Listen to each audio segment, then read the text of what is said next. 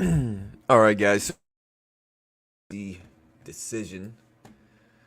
It goes live at 2 p.m. Eastern Standard Time. We have the non-farm employment change data.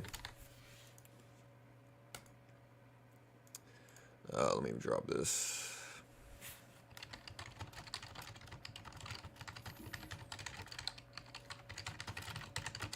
The non-farm employment change data is dropping at 8:15 today.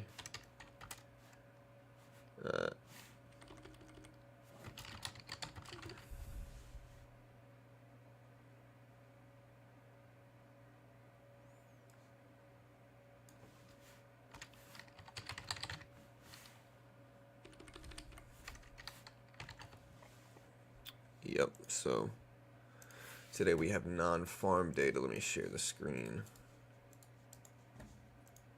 There we go. You can see Microsoft starting to bounce back a little bit from yesterday. Google's still down though. AMD still down a little bit. Still waiting on Boeing earnings. We do have Boeing earnings this morning, so we do have that.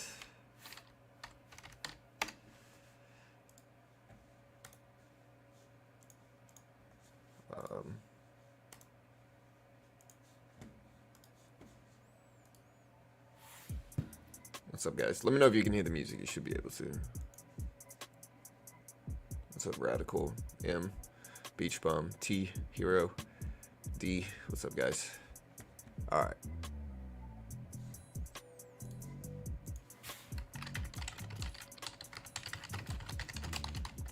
All right, so non-farm employment change data is expected.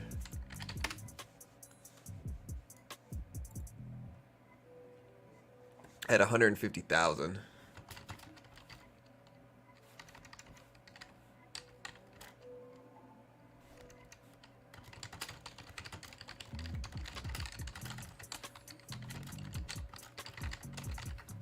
All right. The FOMC decision is at 2 p.m. Of course, we'll put this up so you can see it.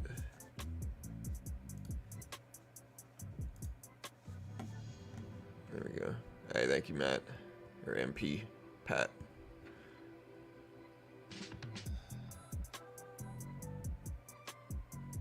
Yeah, today's the busiest day of the month. Busiest day for a while, bro.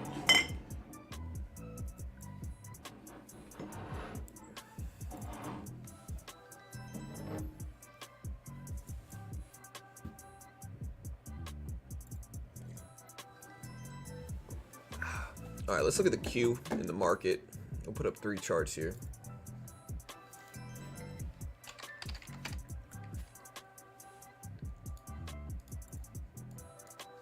Alright, so again, you can see the SPY at 488. You know, with all the stuff going on, the SPY hasn't really taken that big of a hit, you know.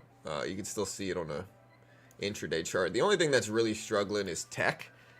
Not really struggling, it's just down. You know, tech has fallen a little bit more for sure if you look at this and zoom out. But again, you put up like a yearly chart, you'll see that this is still pretty insignificant in the grand scheme of the market. Today we do have Boeing earnings going live, I believe at 7:30. Boeing earnings live at 7:30. We got AMD, Microsoft.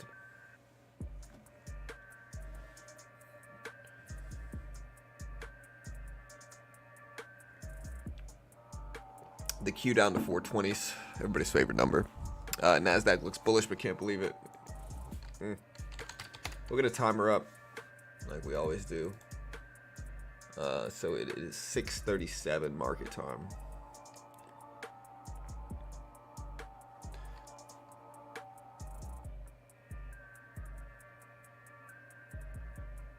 All right, so it's gonna be an hour and 37 minutes. Is that right? Yeah, that's right. All right, an hour and 37 minutes. Math on point. Look at that, just greatest math ever. I'm in Central Standard Time. I'm in Texas right now, so I'm in Central Time.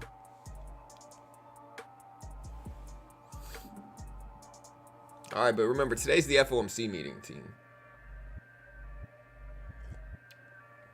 It's a grand day for markets. We got a lot of stuff, to be honest, dude. We got a lot of stuff, man. Earnings-wise, we got Boeing, MasterCard, Philips, Thermo Fisher. Got a couple things that should be out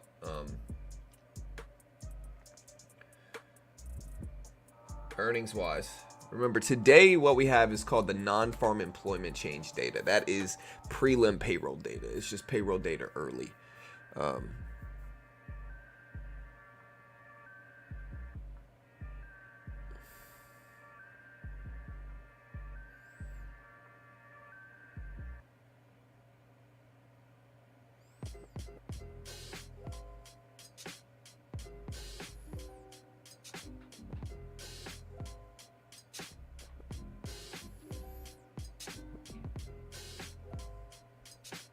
Good morning, John, and all buying the dip in a couple days. Must drop to 3 in wealth in the world after having to pay back $54 billion to Tesla. Yeah, I saw that.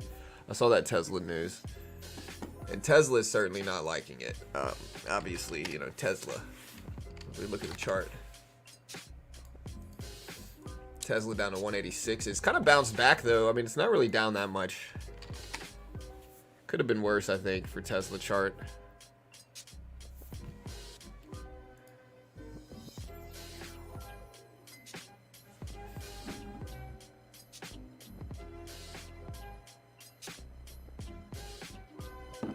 Oh man, hit the like button, guys, on the stream. We appreciate it. We're gonna do a poll.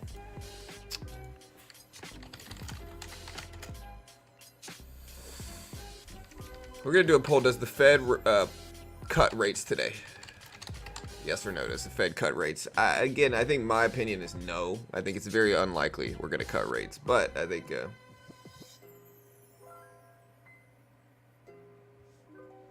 what's up, Easy? But again, will we cut rates? I don't know.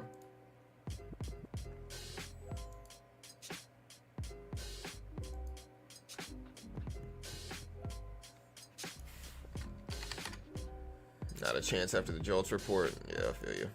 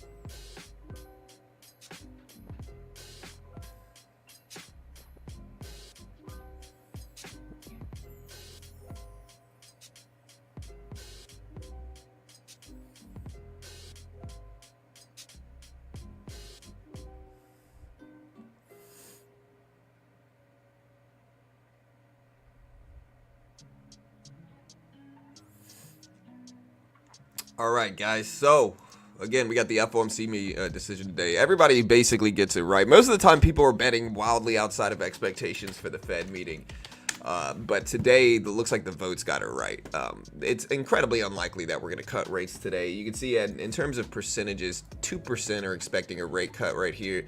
The rest of the 98% are expecting a continued pause. Now, when we go deeper into the year, though, this is going to change. So if we go deeper into the year, you know, March, once we hit the March meeting, almost 50% are expecting a cut. Still, most people are expecting a pause, and even almost 1% of people are expecting a 50 basis point cut. Again, very unlikely here.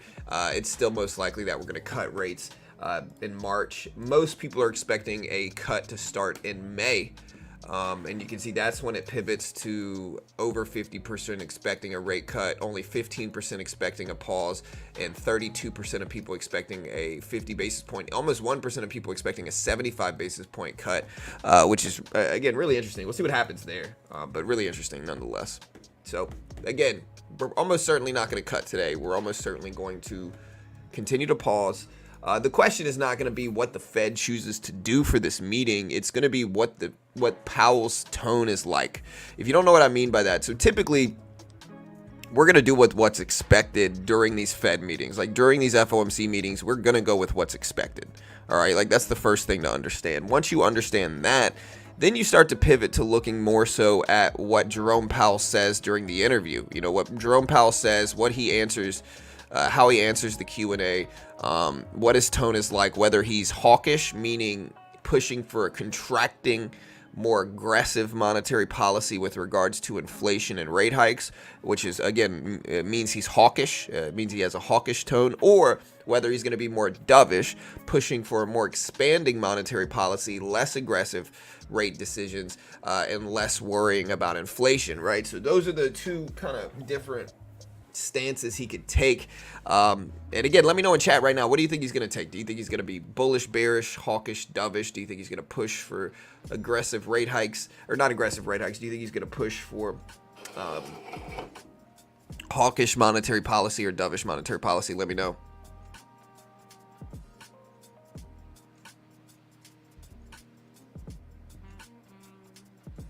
Looks like all the analysts came out and attacked SoFi again. Oh, SoFi is down.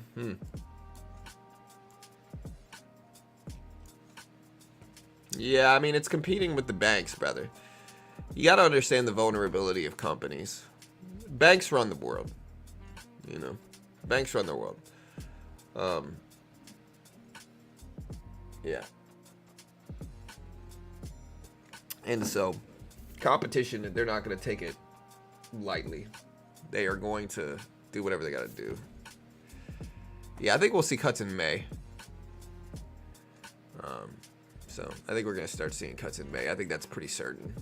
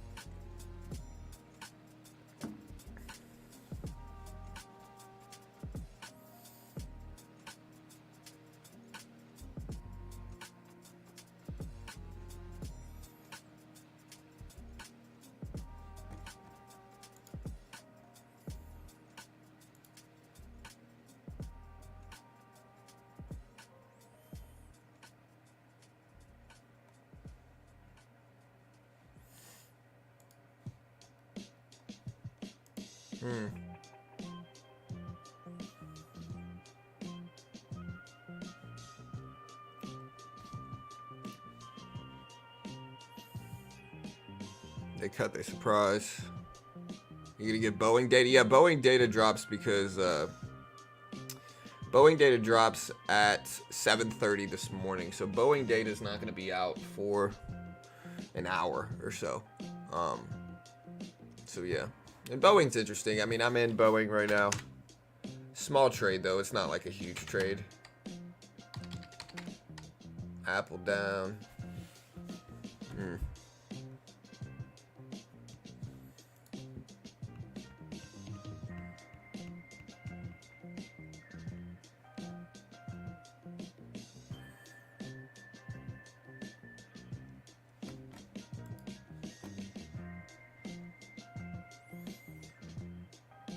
Makes sense because people will be buying the rumor and then sell in May and walk away or whatever. 2 p.m. Eastern time is in 7 hours. Yes.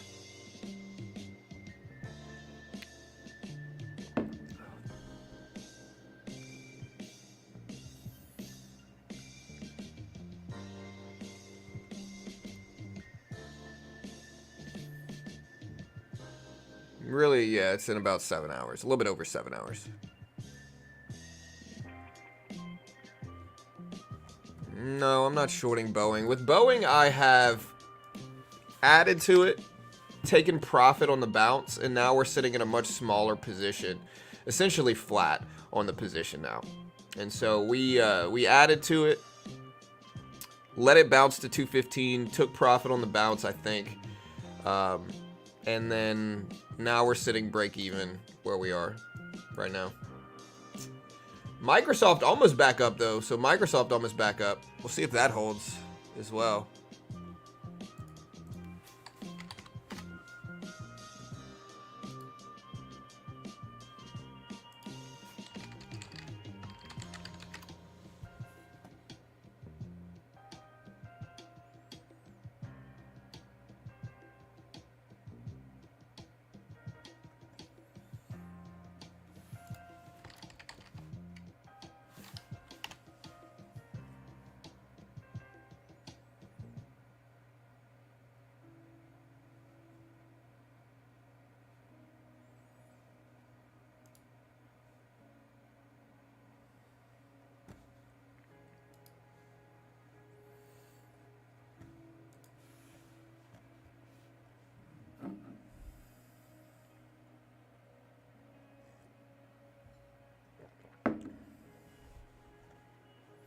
All right, guys. So again, FOMC decision. You guys ready? Looks like a dead cat bounce. Futures are still down. Morning all. 33 likes. AMD looks bad. AMD doesn't look that bad relative to some of the other ones. I mean, it's down, but like I think it's just zoomed in. When you zoom out, like, okay, the easiest way to get around this is to look at a daily chart. This is AMD's chart, you know. Again, like I think what happens is that people make such big bearish predictions, right? Like I see a lot of YouTubers, everything is this is going to crash and this is going to crash, and like I get it. But I think a lot of the time when you make so many bearish predictions, you're desperate to be right after a certain point. You know what I mean? So like every 1% pullback day like we had yesterday or the day before is just the end of the world, you know? And like, you know what I mean? People don't, again, they embellish the movement, I guess is the easiest way to put it. They embellish the movement. When you put a long-term chart up, a weekly chart's going to look even less. You know, this is still nothing. Same thing with Microsoft. I mean, you put a weekly chart up, Microsoft's still ramping up. This move is essentially nothing. The Google is a little bit more pronounced if we're looking at Google, you know, but even still, I mean, this is, you know, this is the pullback in Google. And so I think it's easy to sensationalize earnings, and especially with so many big bearish predictors that want to be right, I think they start to embellish the movement. But when you look at the Q, I mean, look guys, here's the Q. Q basically did nothing. And so I think maybe the FOMC decision will influence this a little bit more. But as I said yesterday, the pullbacks in most of these stocks, like in Microsoft, it's basically flat yesterday. So Microsoft wasn't some parabolic downward move. Google had a downward move. But when you consider how much Google has moved up,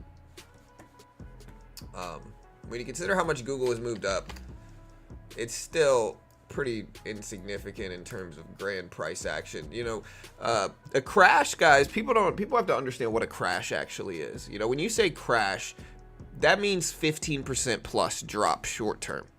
You know what I mean? And nothing yesterday really dropped 15% in earnings stocks, in my opinion. Google percentages, if we take a look at like what the percentages or the percentage drop on Google dropped yesterday from 153 down to 145. So let's get math out and get my calculator out. And that is going to be about a 5% drop. About a 5% drop. So not really the big parabolic crash that people are saying. Same thing with AMD. So AMD started the day yesterday at 178, and that's even still exaggerating it. Like I think if we look at Google, anyways, if we look at AMD where it started after hours at 172 down to 161,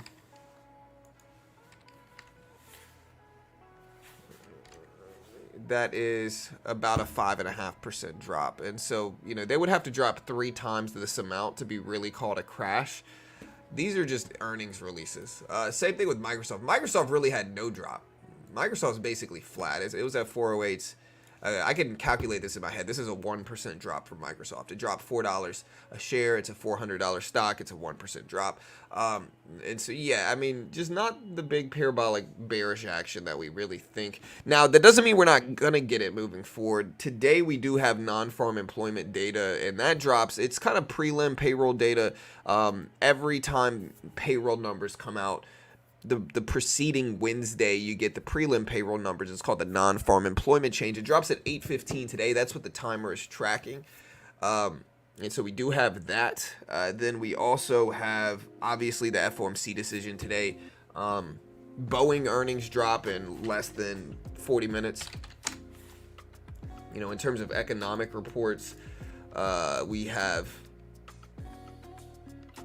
Chicago PMI at 9:45, the Fed decision at 2 p.m., jobless claims, ISM manufacturing PMI, non-farm productivity tomorrow, and all the big boy earnings.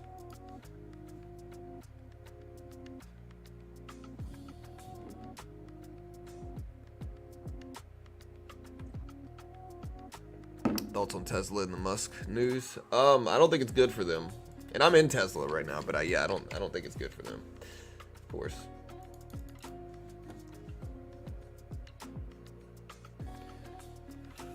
What's the current inflation percentage? What were we at last time for PCE? PCE is what the Fed is going to say is the most accurate one. It just depends on what we classified it last time as. We'll put the let me check.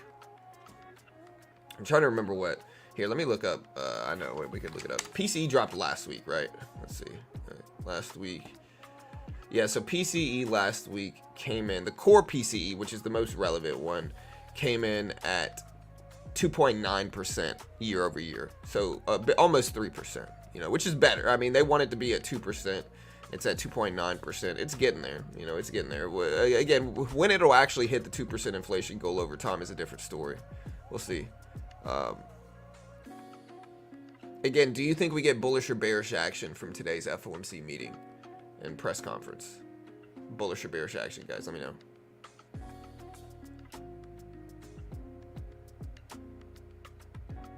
Microsoft missed, or no, Microsoft beat Microsoft, they all beat mostly. I think one of them, I think it was AMD, had neutral EPS and beat revenue. Microsoft beat EPS and beat revenue. Google beat EPS and beat revenue. Tesla had some bad news. That's kind of all what's striking this downward pressure. Again, slap the subscribe button. I appreciate the love, guys. Thanks so much. Hit the subscribe button, hit the notification bell.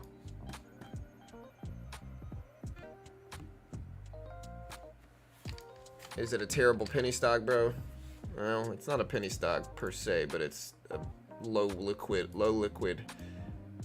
It's made a nice little run though since November. I mean, CMPS has gone from $5.75, $6, almost to 12 in the last 2.5 months, 3 months. So I mean, it's got a nice little short-term chart. The long-term chart's terrible for CMPS, but I mean, it's not the worst thing ever. It's not.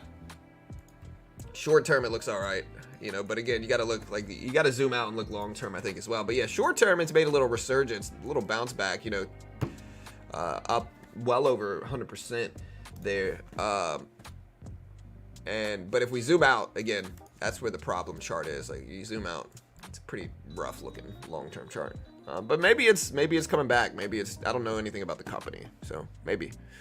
Good luck, bro. I hope you make some money, dude. You think that is a breakout? I don't know. Definitions of breakouts are subjective. Breakout could mean it rips 10 cents. Breakout could mean it rips $10. I don't know what people classify as a breakout nowadays. Whatever, you know, maybe. Yeah, I think it broke out of the consolidation. I don't know if it's going to continue, though. Nobody does. Tesla action is an absolute.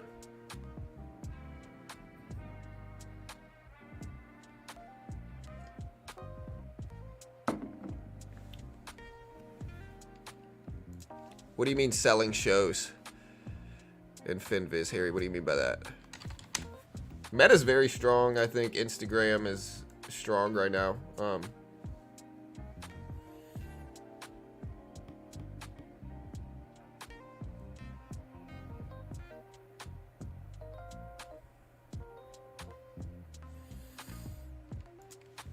I mean, a lot of tech is down, including Amazon, including Meta, including Tesla, including Google, including Microsoft, including AMD, including Nvidia. So all this tech is down today. All the big boys, the Magnificent Seven stocks are all down, basically. And so the question is, are we extended now on the downside short term and going to bounce back up, or are we going to continue dropping based off longer term extension on the upside? Seems he is selling Meta stock in the past few weeks. Oh, you must have been selling shares. Yeah, I don't know. He might just be, you know, you got to understand, like, these billionaires don't actually have the money until they sell shares, right? So they can have whatever net worth. I could have a $200 billion net worth if I'm a CEO of a company like that. But if I don't actually sell shares, I don't have any liquid money. You know, and so, you know, executives in the company are going to sell shares sometimes. That's pretty normal. That's kind of what they got to do, you know.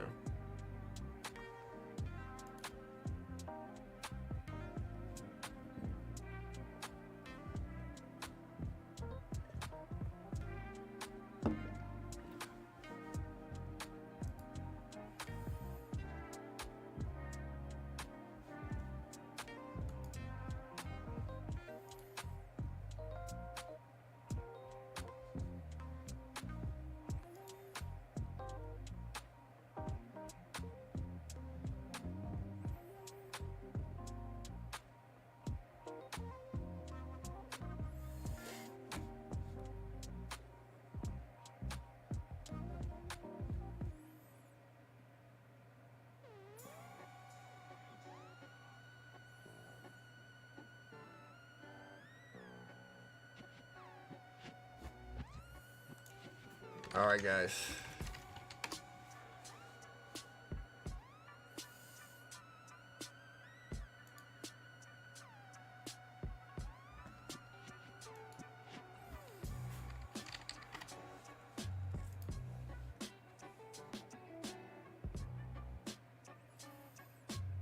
All right, guys. So AMD at 162, almost 162. Microsoft at 406s here. Almost at 406s. Again, we do have Boeing earnings. We should have some earnings dropping right now at 7. We've got Philips, PSX dropping right now. Let's take a look at what's coming out. PSX releasing earnings right now. You can see they're gapping up to 144.12s early in pre-market. 144.12s for PSX. We got mortgage rates coming out today. Mortgage rates showed up at 6.78, flat week to week. Last time they were 6.78, so they are flat week to week.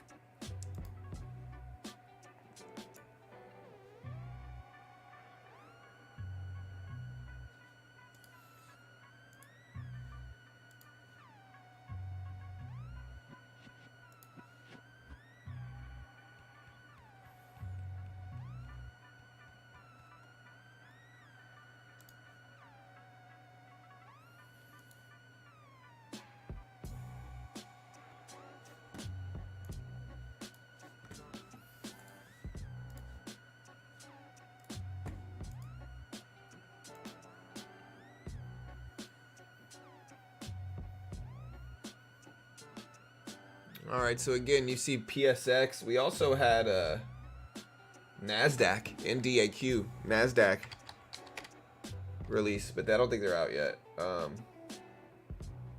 ADP, automatic data processing, release. They're gapping up a little bit. Nothing else really big. We had like Tiva. Boeing doesn't release there for 30 minutes. Yeah, nothing's really big. We had Philips come in better than expected for EPS. I don't know what they did for revenue.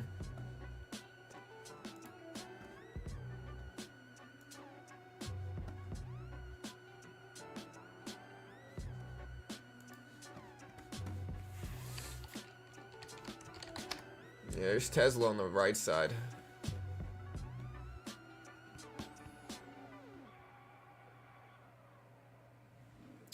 I'm funded with Top Step. And I do a little bit of both. I have a bunch of Top Step accounts that I play with. I'm funded on 2 of them.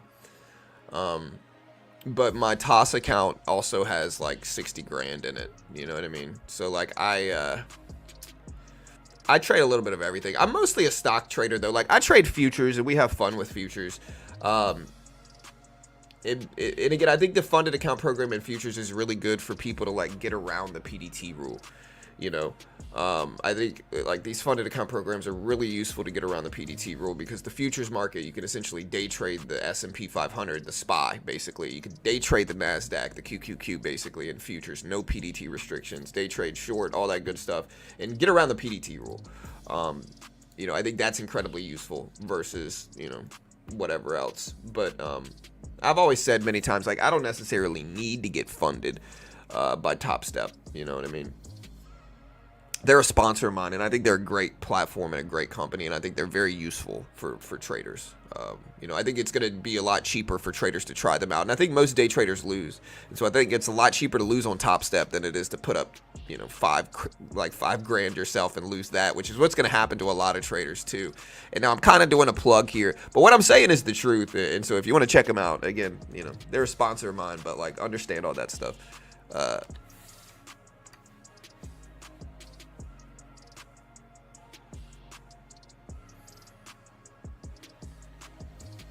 All right, Boeing is the big one that drops earnings. Boeing is expecting a loss of 72 cents per share on revenue of 21.14 bill.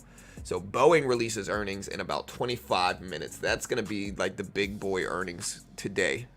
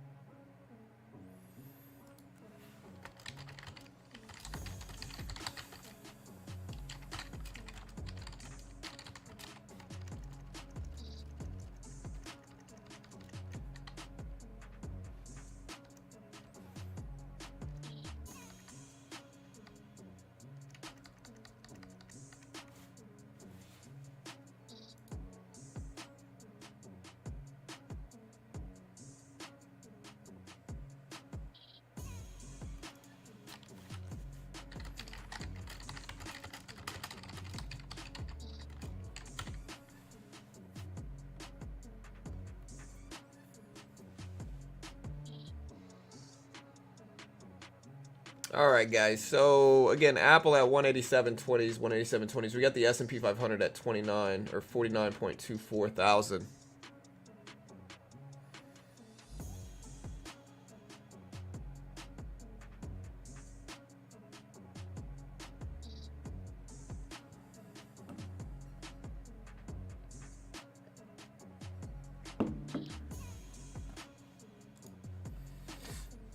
All right, guys. What's up, Jay?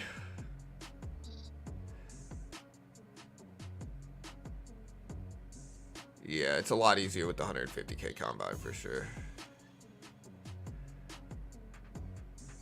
We all get rich. We are in bull market only up. I wish it was like that. I mean, again, when you zoom out, the market goes up. You know, that's usually kind of what goes down. You zoom out, market goes up.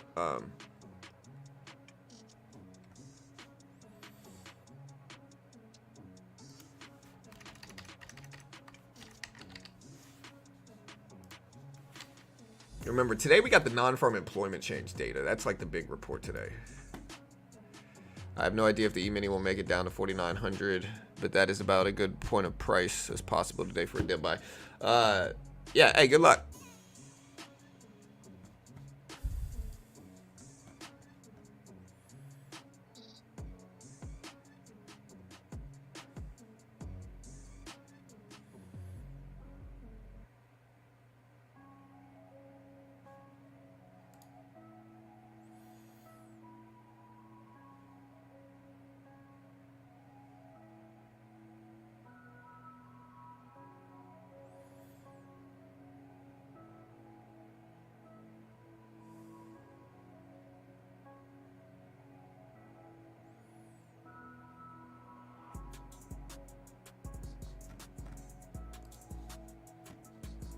Stair says up. Yeah, so again, elevator down is what a lot of people fear.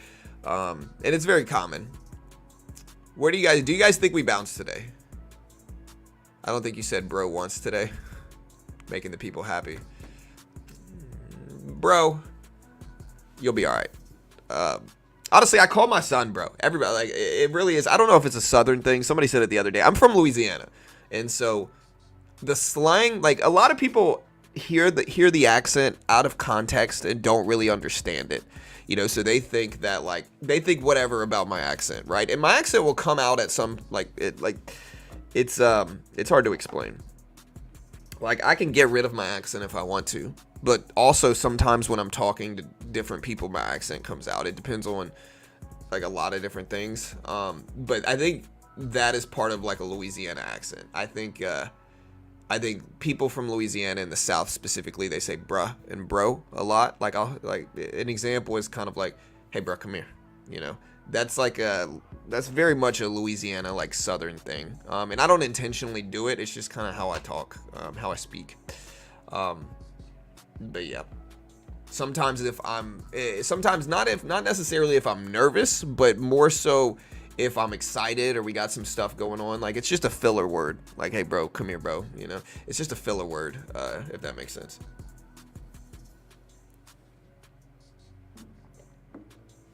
Yeah, people, one thing you learn on the internet is that people are weird, bro. Most of the time it stems from their own their own unhappiness. You know, again, I've had people come on my channel and secretly send me, like, troll accounts just to, like, attack me.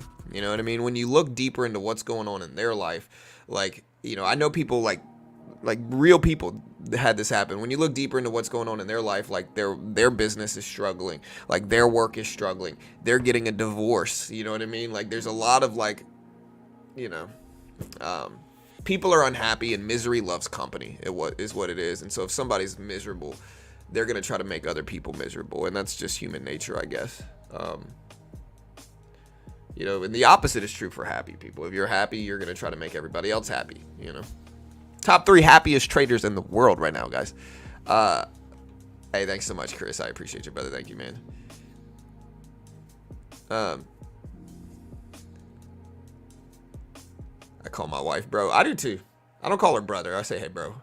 I never say hey bro. It's more like bro blank. You know, it's more of like it's hard to explain. Only long, this will not collapse. All people are wrong.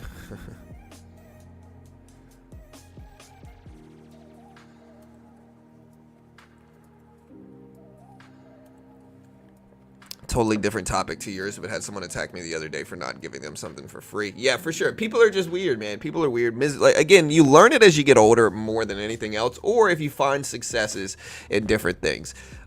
People get weird, man. Misery loves company. People. A lot of the time, people really don't want you to do well.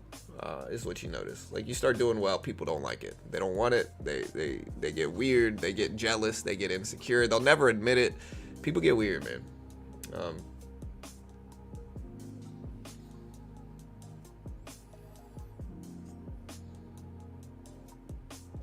And you realize helping people sometimes is the wrong move too. Look at AMD bounce up. AMD is over the 200 EMA. So AMD starting to move up a little bit. You can see, okay, so you can see the light blue line right here. It's the previous closing price. It's the level at which AMD goes from red to green, green to red. You can see Microsoft up there as well as at 408.50s, 408.50s. So both AMD and Microsoft are starting to rebound. You can see Tesla even starting to bounce back. It's not a significant amount. Yeah.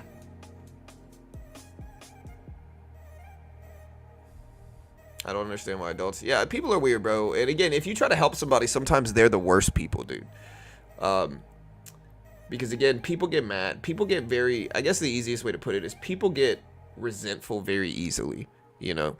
And so an example of this is like, we had this worker, I'm going to call Jane, that used to live in my apartments in Houston, right? Like, she was the security guard. You know what I mean? Like, so we had this worker, Jane, and she was cool. We would talk to her every day. Like, we became friends with her. She was cool. Everything was fine. You know, like, we would give her ride homes from work. You know what I mean? Where she would have to take the bus home. And so sometimes we'd, like, give her a ride home and give her a ride home from work or whatever. And everything was cool and fine until one day she came up to us asking to borrow money from us. You know what I mean? She came up to us and asked to borrow money. And we said no. Like, we're not about to start loaning people money, dude. Like, we're just not about to do it. Again, doing stuff like that, making it a transactional relationship will make it worse. Like, it's just not going to do anything. And so we were just like, look, you know, I'm sorry, we can't. At the time, I don't think we really had any money. This was like 10 years ago. And so I was very young. I was like in my early 20s. I don't think I had any money to give, you know. And so when we said no, she just changed. Like, she got super, super weird with us. Like, super weird. And accused us of, like, it's like, just because we wouldn't give her money. And so, again, you can help somebody. You can be nice to somebody. But in the end, like, misery loves company is the only way to put it. Misery loves company. John Psychology, beginner psychology. Look at Tesla rip back up. So Tesla up to 187. Let's see if there's a catalyst for this news. Let's see if there's a catalyst.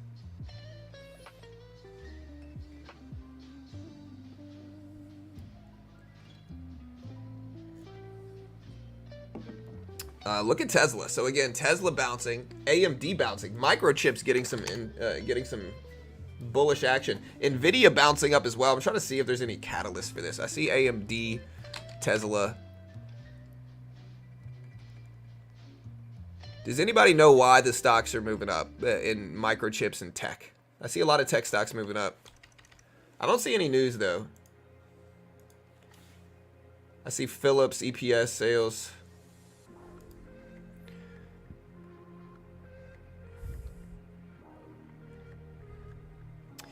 Yeah. Silence is golden. I don't know. My favorite one is Riches Yell, Wealth Whispers. You know, that's my favorite one.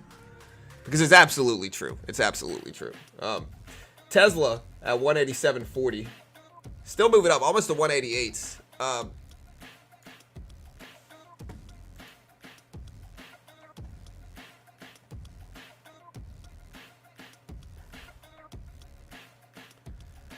Yeah, I don't see any catalyst. It could just be technical related. I don't see any news here for Tesla. It could just be extension on the downside, but a lot of stuff bouncing back up this morning. So it's not looking that bad here. We're getting some upward action and a lot of stuff. We'll see if the rate hike affects this. Again, we got the FOMC decision at 2 p.m. today. We also have non-farm employment data, prelim non-farm data today. So define good, Chris Frank. Like you said, is TradingView a good trading app? Define good. I like it. TradingView is super capable of an app. Like, it's got a lot of different potential things you can do on it. Great technicals, great indicators. You can build your own custom indicators. Like, there's just a lot of cool stuff that TradingView offers. It's one of the reasons TradingView is so big.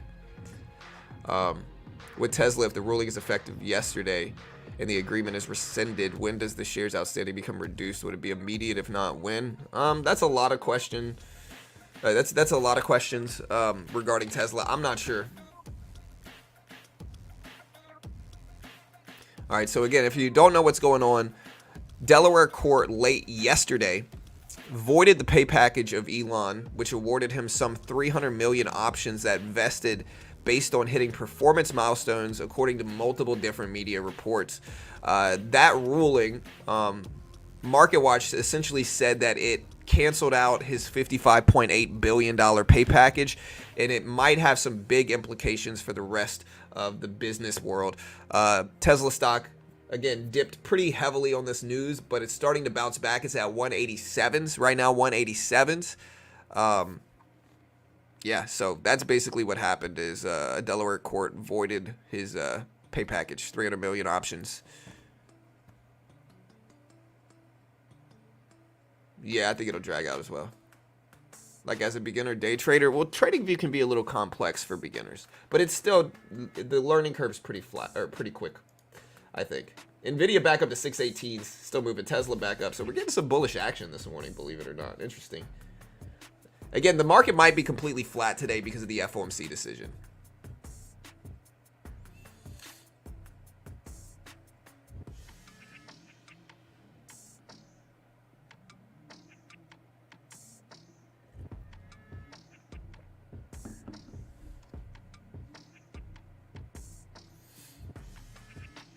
Good deeds don't go unpunished. 100%, man. 100%. And again, it kind of, I feel bad. But I don't loan anybody money anymore. The only people I would ever loan money to is like, you know, my mom. And it's not really a loan. It's basically just kind of, you know, or like really immediate family. Or like, I think if like my best friend ever asked me for money, I would probably loan him money. But the good thing about my best friend is that he doesn't want any of that. Like, there was a period of time where I wanted to start a business with him, and I wanted to share, like, I would have shared 10% of this YouTube channel with him and all this different stuff, maybe more. And he always just told me he didn't want to do it. And the reason he said he didn't want to do it is because he said that businesses, and it's very true, businesses can destroy friendships. They really can. Business and friendships are not supposed to be mixed, man. Not really. I think the best business partner is somebody that, like, an acquaintance of yours that you know, but that you're not super close with, because that makes it easier to manage the business, because business can get, you know, tricky. And again, Nvidia almost up to, let's take a look at Nvidia. So Nvidia on the left side of the chart. Microsoft's starting to bounce back a little bit. Here's Nvidia on the left side. Nvidia almost up to 618s. Now the question is, are we going to reject here, hold? We're now over the 200 EMA, over the volume weighted average price.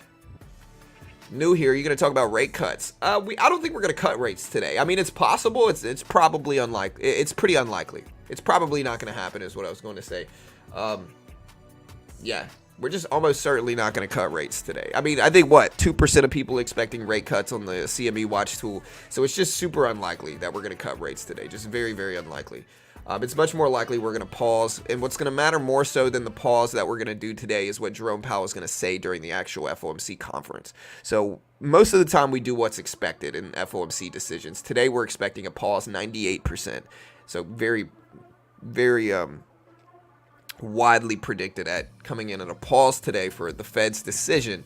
With that, what's going to matter more so than the pause decision is going to be what Big Papa Jerome Powell says during the press conference, what his answers to Q&A is, what his answers to Q&A are, what his stance is, if he's hawkish, if he's dovish, if he's pushing for an expanding monetary policy with less aggressive rate decisions and so forth and so on, or whether he's pushing for more dovish action.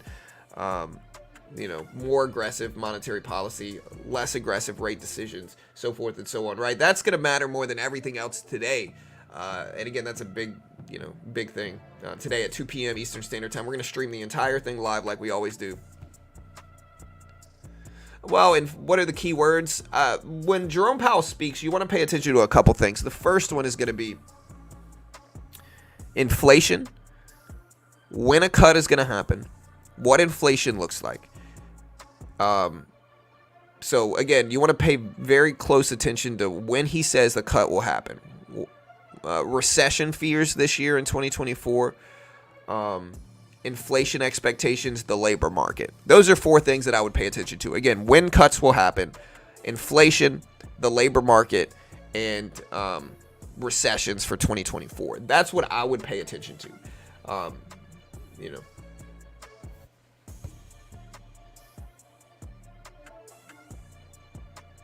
Yeah, cutting rates is just super unlikely today. It's just not going to happen. Almost certainly.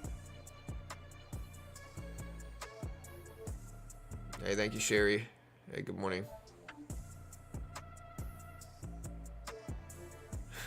Business and women. Yeah.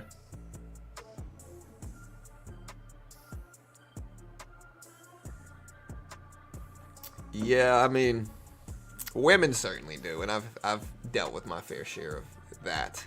Not with my current wife, but you know, I've had friendships ruin over girls, you know, when I was a teenager. You know, not gonna be specific, but yeah, definitely had it happen.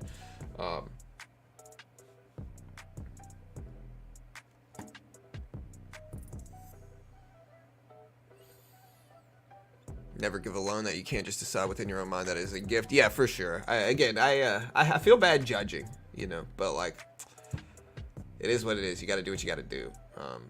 To a certain point, it's enabling, is what the problem is, right? Like, I don't mind giving money if somebody really truly needs it. And if somebody comes at me and they're like, yo, medical bills or whatever, I'd probably think about it. But it just depends, you know.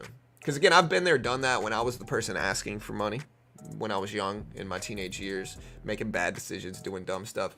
Like, I remember asking people for money. You know, it's not a fun thing. But at a certain point, it's enabling, you know.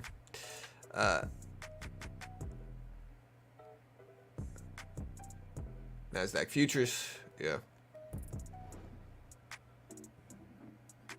You into real estate? I have my real estate license. I don't ever do any deals or anything, you know. That might change this year. I don't know what we're going to do. I might, like, again, I've got my real estate license, and I'm not a real estate professional. Don't take anything I say as real estate advice, because, again, I have no idea what I'm talking about. I think the most interesting sector right now in real estate, personally, in investing terms, is transitioning commercial real estate into residential. You know, residential is doing okay, but commercial real estate is really, really, really, really struggling. And so you find an unrestricted house that is commercial and you transition it to a residential home and rent it out or sell it and flip it. I think there's a lot of opportunity in that niche of business, that sector of business in real estate right now. Again, mostly just because commercial real estate is such a failing thing right now. And it makes sense why. And I think commercial real estate is going to continue to struggle, specifically because, number one, remote work is becoming more prevalent over time. Like, people are just working more remotely. Businesses realize they don't need to pack warehouses full of people and pay rent at these big expensive warehouses. They can just let people work remotely and in turn save money. And I think that is only going to get worse over time. I think commercial is going to continue to dip because, again, frankly, people do not need commercial real estate as much with technology growth and evolution. And so I think that's going to reflect in the commercial real estate market over time. I don't think it's going to get much better. Maybe I'm wrong. I could certainly be. This is one of those things that I could certainly be wrong here. So what I mean by that is, like, I think commercial is going to continue to struggle. But it's also very possible, I guess, that commercial makes some big resurgence and we see some different areas. Again, maybe real estate makes a resurgence, but I think a lot of people are like transitioning corporate or commercial homes or commercial properties into residential, and then making their money that way. And that's like a big niche right now in business. Non-farm payrolls are expected at 150,000. So again, that data drops in like 45 minutes or so. I don't know if non-farm payrolls are going to go up or down. Nobody does, man. Boeing. Yeah, I forgot about Boeing. Boeing's about to drop, right?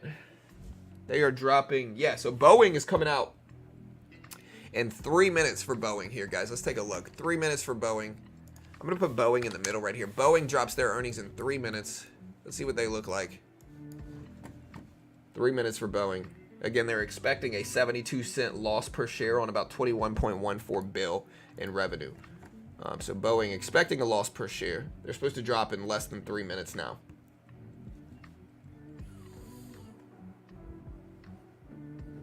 Yeah, NFP is non-farm payrolls. Today is the prelim ones, though. So, like, the prelim data drops. Preceding non-farm payroll data on Friday. Every week you get non-farm payrolls.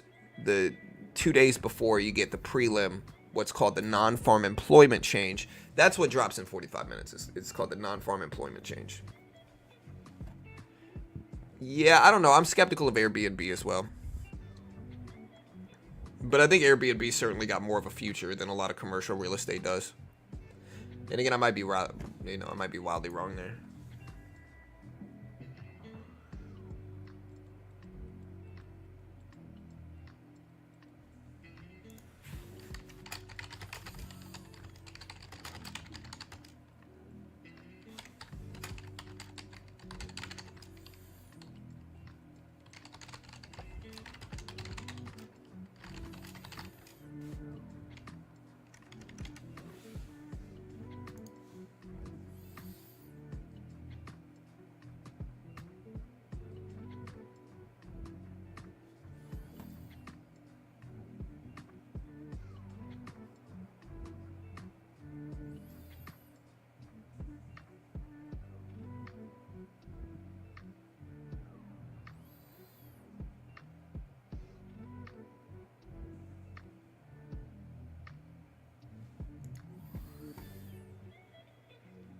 If Boeing dumps, don't say that it's crashing. Yeah, we'll try not to. 1 minute, guys. 1 minute left. Boeing at 199.50. Tesla dipped down to that 200 EMA volume weighted average price level. It's popping right back up to 187.50s though. But again, let's watch Boeing here. See what happens here. Boeing about to drop right now. 40 seconds for Boeing.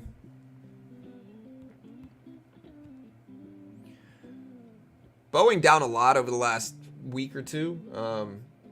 And again, what happened with Boeing is that we bought Boeing, wrote it up, took profit, let it dip, and now we're sitting in a medium-sized position. I would say small to medium, and we're basically flat. All right, guys, here we go. 15 seconds until the schedule for Boeing is supposed to be released for earnings, or not the schedule. It's scheduled to be released in about 10 seconds, guys. All right, Boeing numbers. Let's see what they show up as. Here we go. Let's see if they're right at 7:30 or not. And there's 7:30 right there. Boeing hasn't moved yet. Still at 199.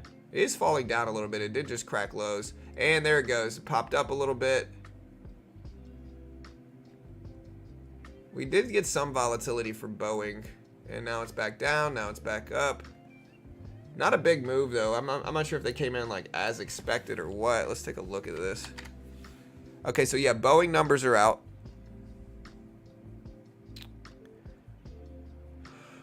I hate looking at this.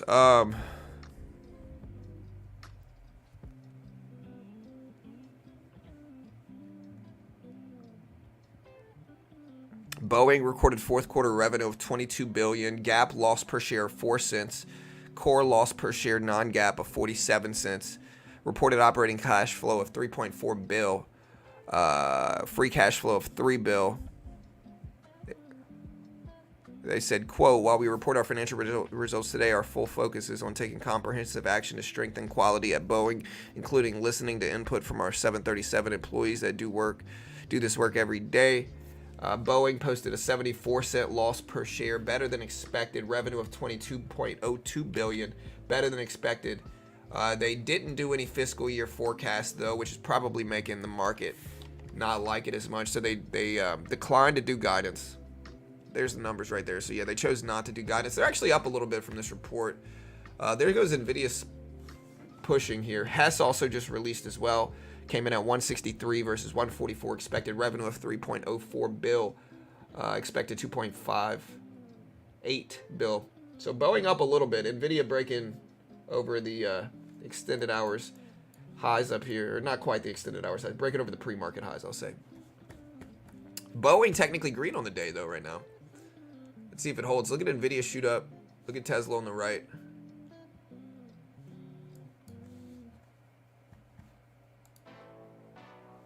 So Boeing's trying here. It's trying. It's up to almost 201s. Yeah, they didn't report guidance. It should be about their future forecast. Yeah, they chose not to report their guidance. And that's probably like not a good sign. But I think with how much they're down, there might be some downward extension heading into this. So I think I could see them move up higher because again, we've dropped so much over the last couple weeks. Like extension wise, it's probably on the downside. So basically, we're gonna have an easier time moving up relative to the numbers that dropped for earnings. MasterCard earnings drop at 8 a.m.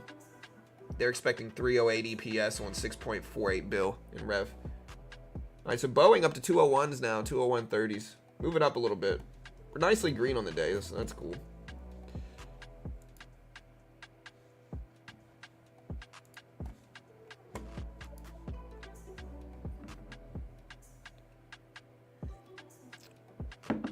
All right.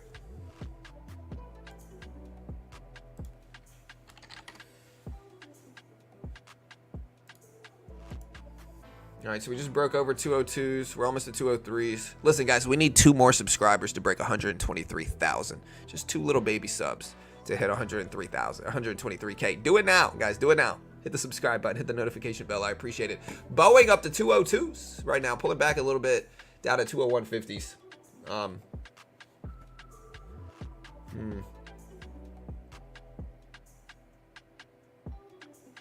Up to 202.50s. Boeing's starting to make moves. You love to see it.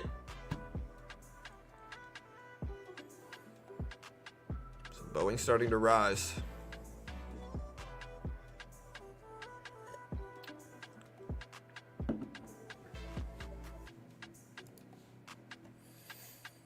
MC should do good. Boeing earnings out. Yeah, Boeing earnings are out.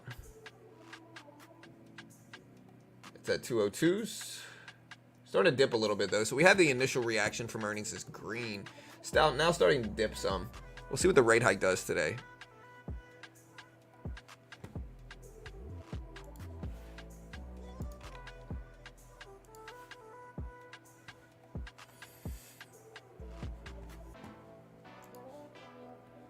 All right, guys. So again, we still got 40 minutes before the non-farm employment data comes out. Non-farm employment change data drops at 8:15 market time. 8:15 market time. No, we're not going to raise rates. We're not going to raise rates today. We're almost certainly going to pause. We're either going to pause or cut rates. Almost certainly not going to raise rates. All right, Boeing back to 201. Let's see how it holds. Did I say rate hike? Did I? I don't know. If I did, it was a, you know.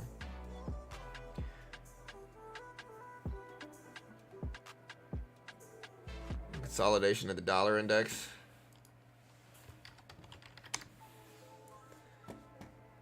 Yeah, I mean, the dollar index is slightly green on the day.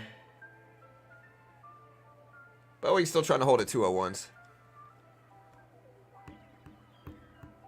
All right, Boeing's starting to dip down now, basically flat on the day.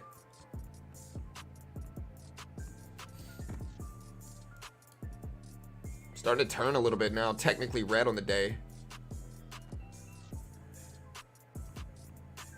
You are too good. Oh, thanks. Definitely top 3 greatest ever of all time ever in the world ever. For sure, top 3. Hey, thanks for the subs, guys. We broke 123,000 subs. Thank you. You know. I appreciate the love. Thanks so much. You really pro trader? No, I'm definitely not a pro trader. Yeah, I certainly don't live off of my trading profits or anything like that. You know, I mean, I've got an investment and trading portfolio that I'm green on, and I made money last year in the market. But like, I'm certainly not a pro trader. I certainly don't live off of my trading profits. I don't ever claim to. We're just a resource for traders, and you know, we cover economic reports and earnings and stuff like that. And so yeah, I mean, my channel's called Beginner Trading. You know. So we're not out here claiming to be the best trader in the world. That's not really what my channel's about either, you know.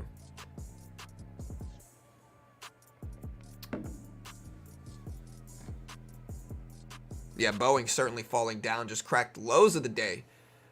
Cracked lows. Not really the biggest earnings move, though. But I am in Boeing. The question I have to ask myself is, do I want to add to it if it dips? I don't know.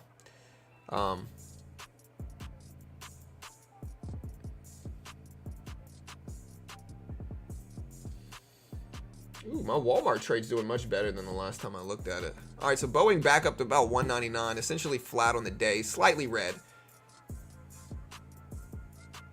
You make more off this channel than you do your trading? Oh, for sure. Yeah, definitely. You know, which is not really an unreasonable expectation. Like, again, I always use the same example, but you can use it with any industry, right? Say you really like painting, you know, say you really like painting. And you sell painting pictures and stuff like that. You sell your pictures and you make a little bit of money, right? And you one day decide to start a forum about painting. You start a painting forum. And that forum starts to get hundreds of thousands of views every month. Eventually, you're going to make much more from the forum, from the community you've built about painting than you're gonna make from actual painting and selling pictures. You know, and that's not really something you can be upset about. That's pretty normal. If you were a mechanic and you started a mechanic community or forum, eventually you're gonna make much more from that forum if it grows enough than you are ever gonna make as a mechanic. And so it's not, you know, I mean, I made money last year. I'm happy with it.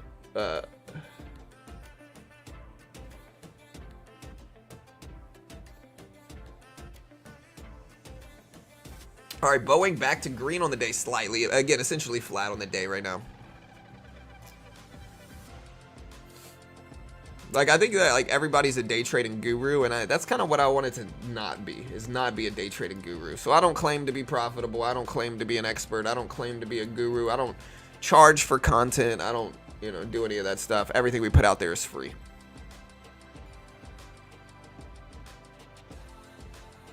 All right, so Boeing back up to 201, very flat from earnings. Look at Tesla bounce right at that 200 EMA VWAP level. Pulled back directly to it. Now it's bouncing back up nicely here. Do you invest? Yeah. Yeah, we're holding a pretty long-term portfolio, which includes, just to give you some perspective, and we are green on this portfolio. Exxon, Walmart, Walgreens, Tyson Foods, Tesla, The SPY, SoFi, Snap, RTX, PayPal, Pfizer, Oracle, Nike, Microsoft, MGM, Coca-Cola, Honeywell, Home Depot, Google, GameStop, Gold, Ford, Etsy, Disney, Delta Airlines, Chewy, Citigroup, Boeing, Amex, ARM, AMC, and Apple is my portfolio currently, and we're green on that portfolio. I hate it when people never show their losses, but they only show when they win. Yeah, I mean, that's most people on YouTube, though. You know what I mean? I certainly trade off stream and stuff like that. I mean, that's all, you know. Again, it depends. Like, there's so much pressure that comes from trading. Just so you understand it, there's so much pressure that comes from trading that most day traders lose money. And there's so much pressure that comes with it that pressure kills profit. Like, the more pressure you have to succeed, the harder it is to.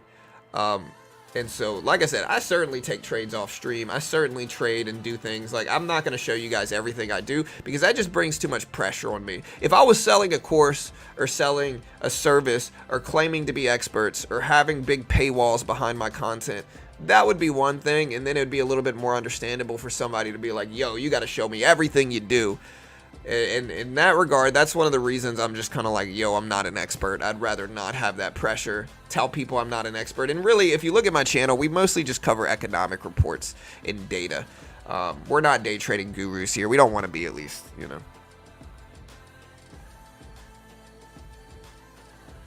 VWAP is the volume weighted average price. We got tons of other great content on the volume weighted average price. And so again, we've got a volume weighted average price free course. It's completely free. So it doesn't cost anything. So if you want to check it out, I'll put the link up. So here is our VWAP advanced course.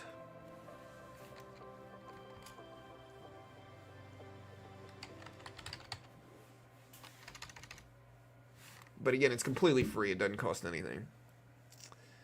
And so yeah. This is one of our most, I mean, this video's got like what, like 40,000, yeah, 40,000 views or so.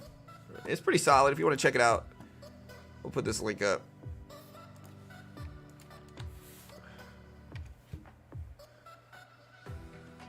Yeah, that's the volume weighted average price course. Or it's more of like a class, I would say. Thanks for your generosity and enlightenment. Thank you.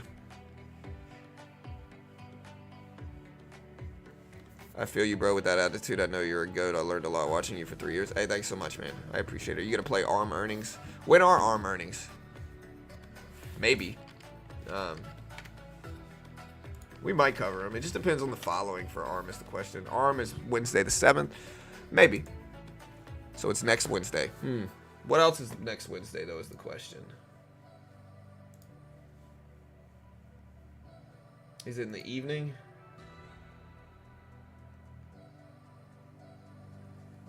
When is ARM earnings? Is it in the evening or the morning?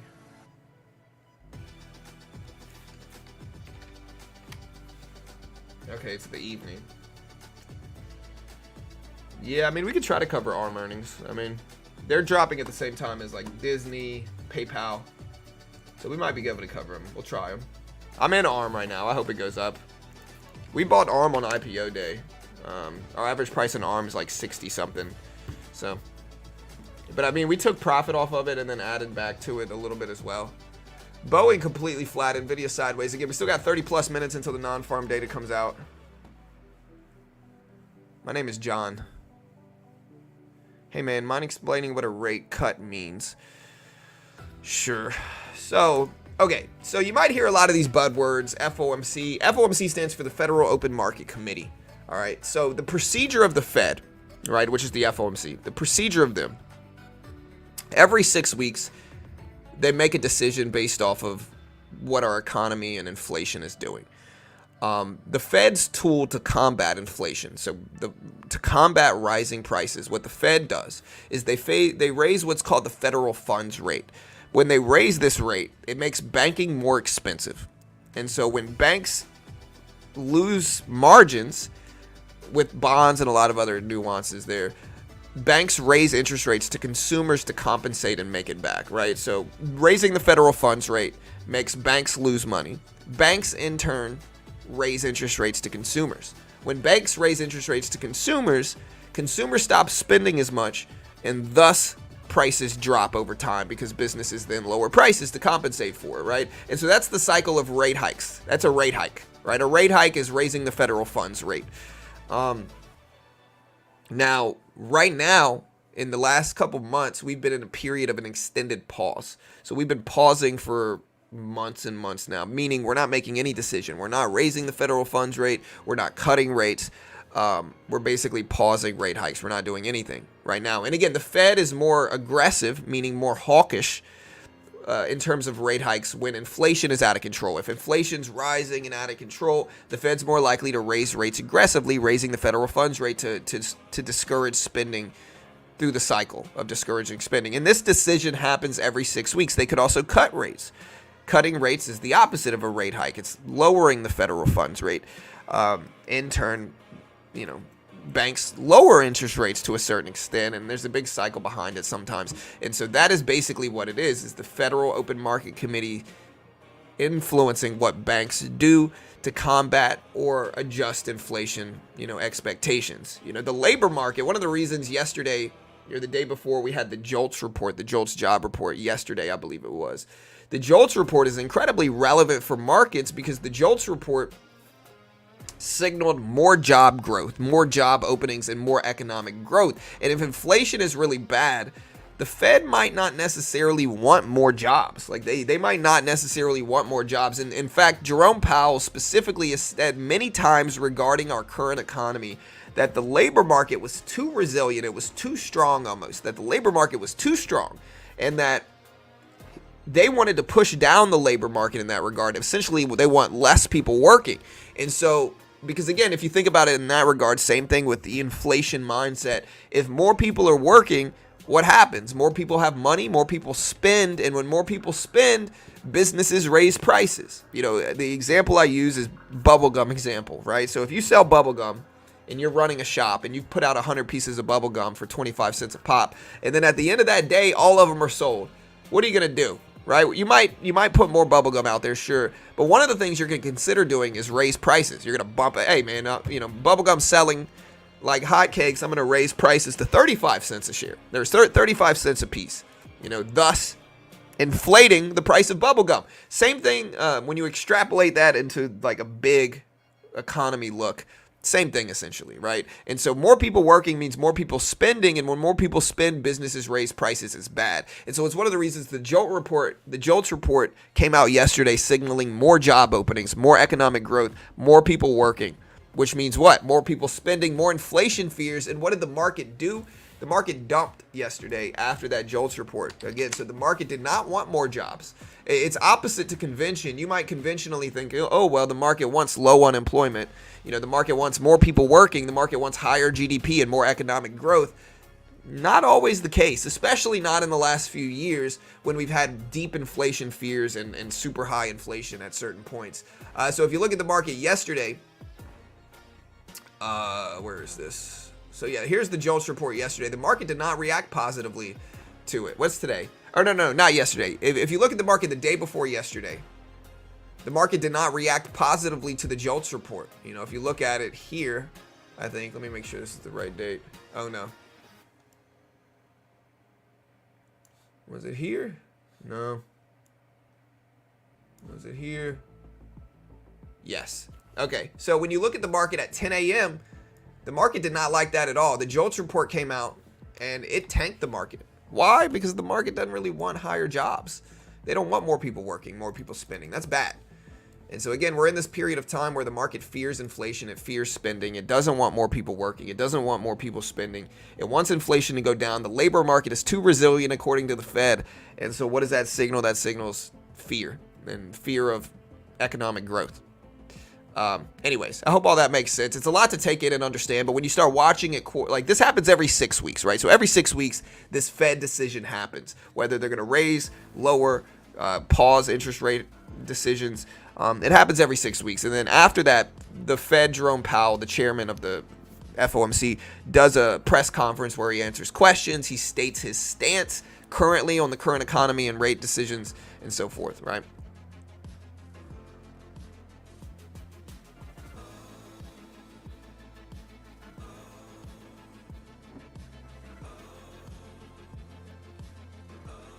All right, Boeing's still trying to move. We even posted about this on our Twitter page. Like, if you look at this. Or no, maybe the JOLTS report came out yesterday. Let's put a 1-minute chart up and look. What's today? Today's Wednesday. Okay, yeah, so the JOLTS report came out yesterday. So yeah, look at the JOLTS report numbers. So again, here's the JOLTS report. The JOLTS report dropped at 10 o'clock market time. Look at this huge breakdown from it, right? So this is actually where the JOLTS report showed up as. And again, the JOLTS report showed more jobs, like more job openings, i.e. economic growth, right? And what did the market do? The market did not like that at all. The market ended up tanking. Look at this huge red candles. Like this big move right here was from the JOLTS report coming out. The JOLTS report showed 9.02 million versus 8.75. So noticeably higher than expected. And so that's a nuance that you want to understand heading into the FOMC today for sure. And again, we'll see what happens, guys. We'll see what happens. We got 25 plus minutes left.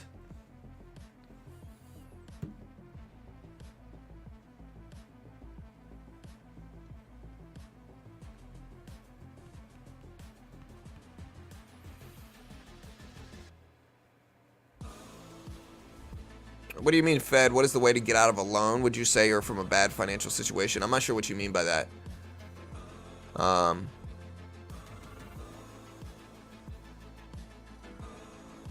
So it's the U.S. banks, Blitz. Other countries have other like centralized banks and and Fed decisions and stuff like that. But this is specifically regarding the U.S. and the Fed. And again, like I said, my channel is mostly about economics. People try to make me a day trading guru or whatever, but that's not really what we're about. We never wanted to be that. We day trade and we swing trade and we invest and we trade futures and do all this stuff, but you know.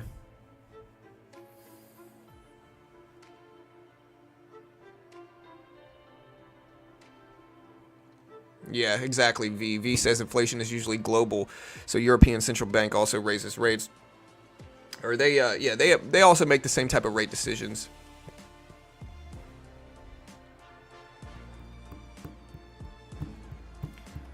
All right, so Boeing flat, Tesla dipping down to that 200 EMA volume weighted average price level. The SPY very sideways and choppy. And remember, during these FOMC decision days, like during days in which we have these FOMC decisions, the market can and will be flat a lot of the time because of apprehension and trading. Like, traders don't want to take big positions and add liquidity to the market because they're so uncertain about what the decision's going to be. And, like, they don't want to take a big size now and then have the FOMC decision completely, like, cancel out any technical analysis that they're doing, or so, you know, if that makes sense. So what they end up doing is just not trading as much, which gives us choppiness ahead of these big decisions and economic reports. And I think that's something we could see today. You know, we could see.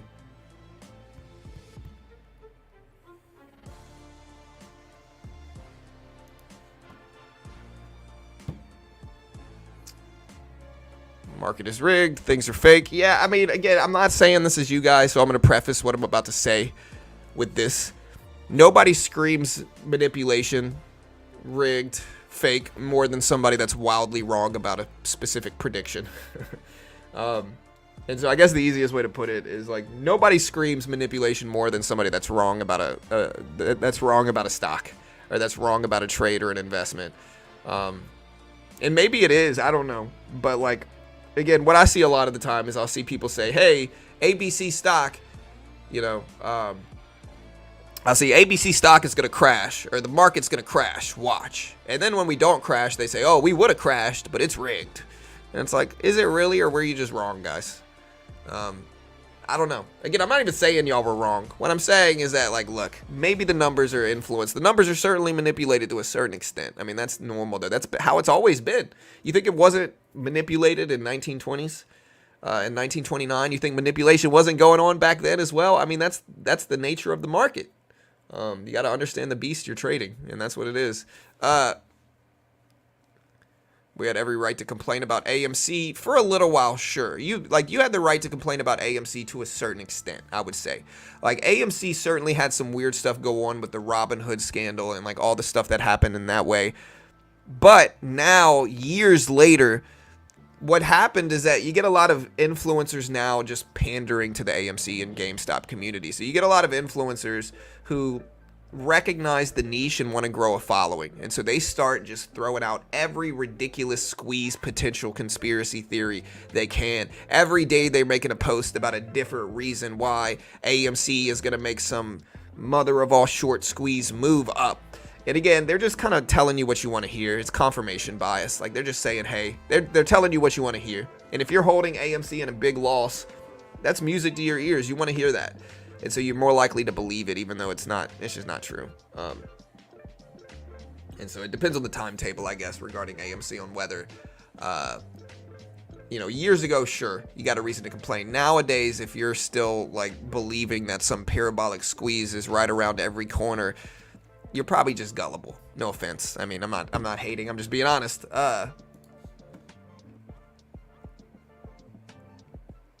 Again, because the reason that Aaron, Big Adam Aaron, is just, I think he's making mistakes. I think he's diluting the float, cutting the float, reverse splitting, doing all this weird, ridiculous stuff, and now shareholders are just tired of it. The movie theater's also in a pretty bad state right now as well.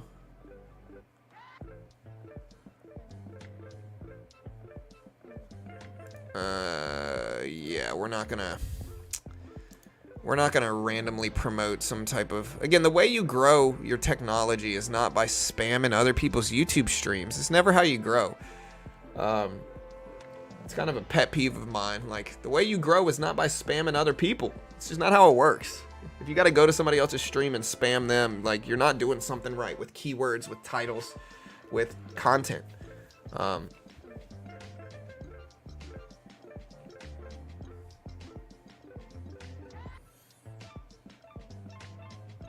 Yeah, Boeing not giving future guidance. Yeah. People like that don't admit to being wrong. Yeah, for sure.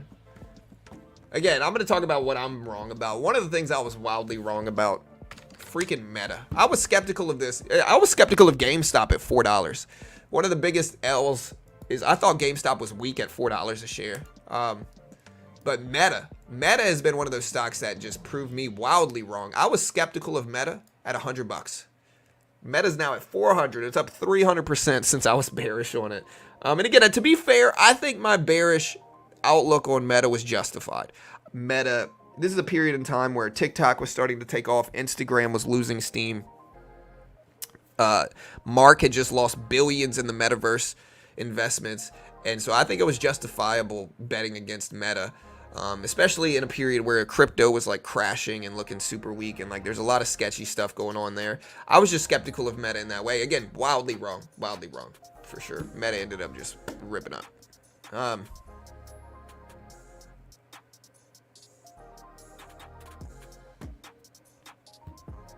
We'll pump after no cuts, right? Not necessarily. I think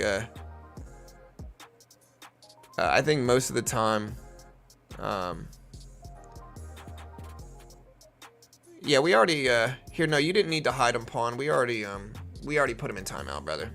Let me see if I can undo that. I don't know if I can. Oh, well. Or was it a different guy? No, okay.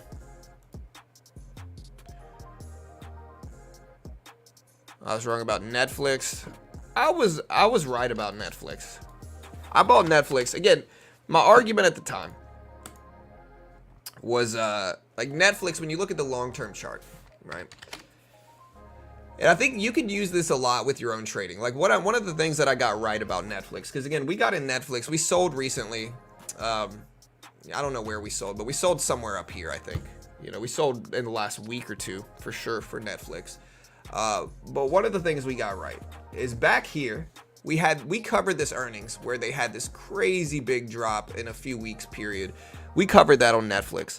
One of my arguments at the time was that Netflix was a huge company back then. They were producing high quality movie content, and it was changing the standard of how people debut movies.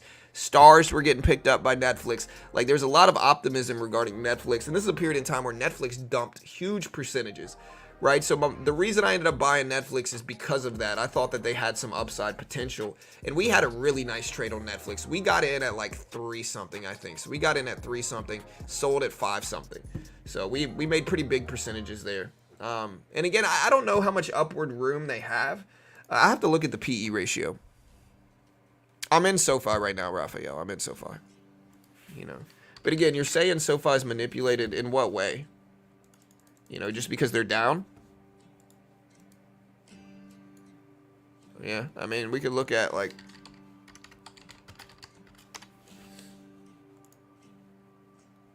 I mean, I don't know if we could really say it's manipulated. I mean, again, you got to look at what they're making. Here's their EPS, right? So this is their margins. So SoFi lost 29 cents a share. 29 cents a share. You know what I mean? So I think, I don't know there.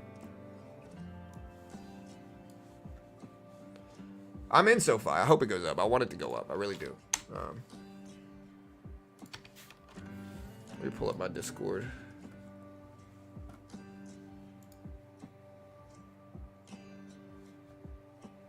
Ah, okay, gotcha. So yeah, Pawn saying that the Balsa guy's a scam, so just be careful.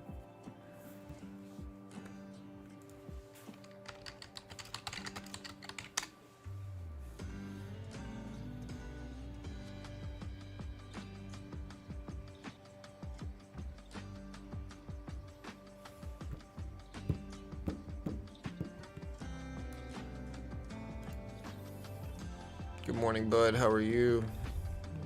Yeah, Boeing not doing 2024 outlook. Interesting part of it for sure. Netflix PE is 47. It's not terrible. It's not great.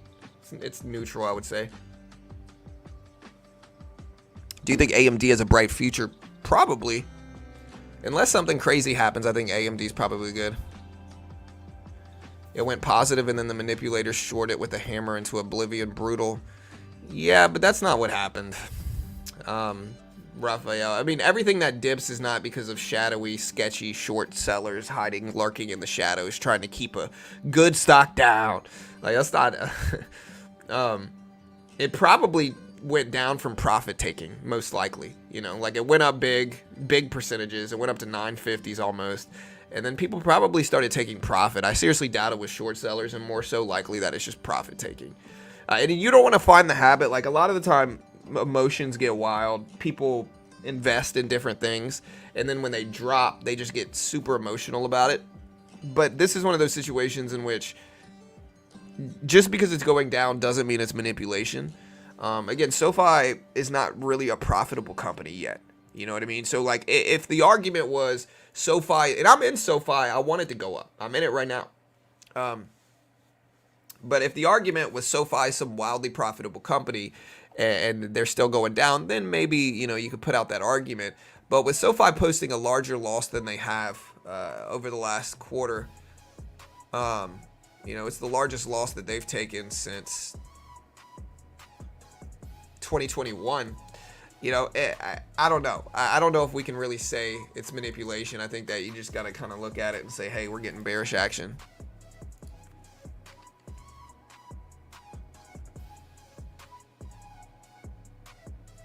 Yeah, for sure. Raphael, again, it's getting to the point, because I've seen this happen a lot, where it's like every time something's down, people cry manipulation.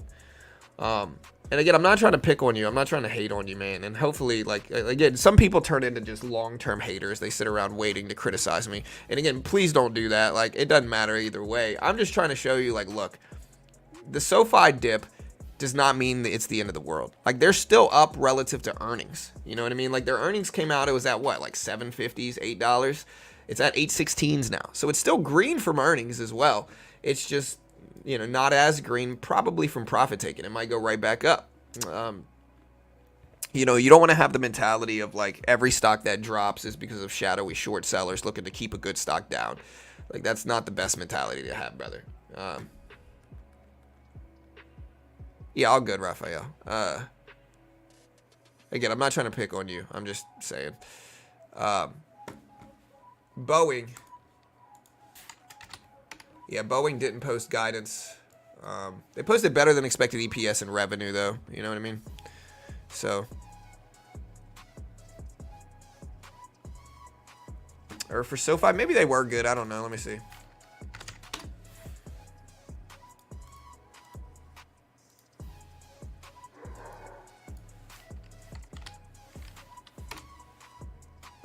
SoFi numbers. What do they show up as?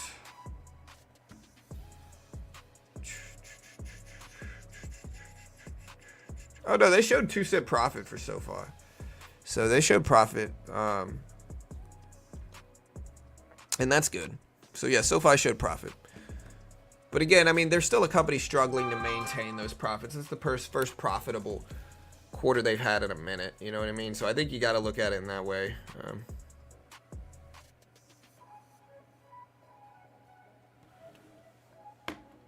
All right.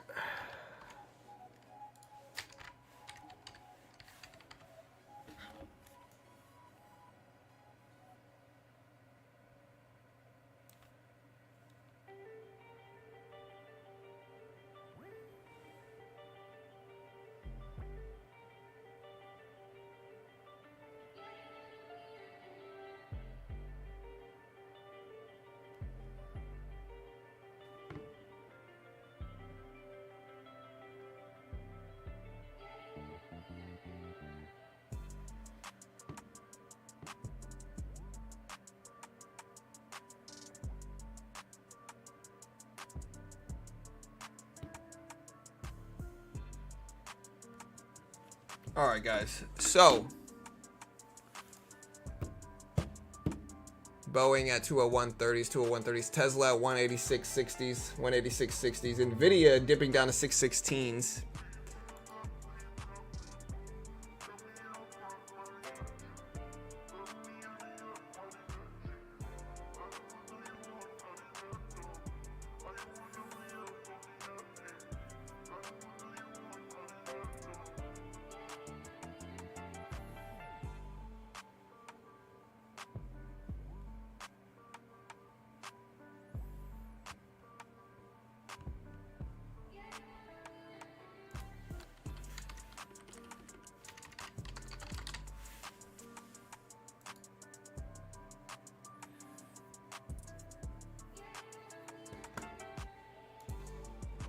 John, you buying the dip? I don't know.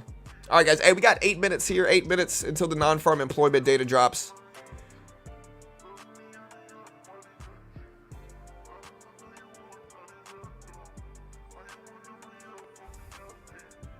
Yeah. Buying the dip in what, though, is the question. Netflix is dipping down a little bit, but it's not enough to justify buying yet. For me personally, it's just too high up there. A lot of tech is, in all honesty. All right, guys, we got about 8 minutes left here, team. 8 minutes left. Hit the subscribe button. Hit the notification bell. This is a non-farm. This is a prelim payroll data fed. So it's prelim payroll data, and then we got manufacturing PMI.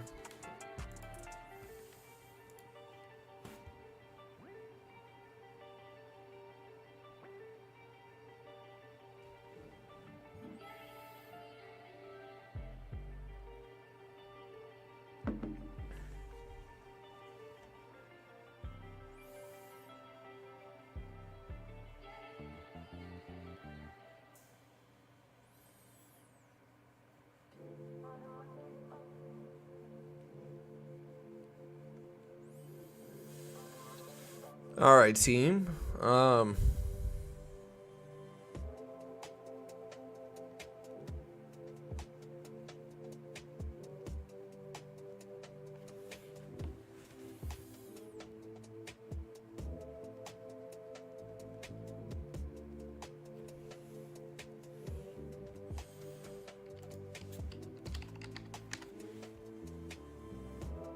All right, Boeing's still doing stuff up there. SPY's still technically over the 200 EMA volume weighted average price level.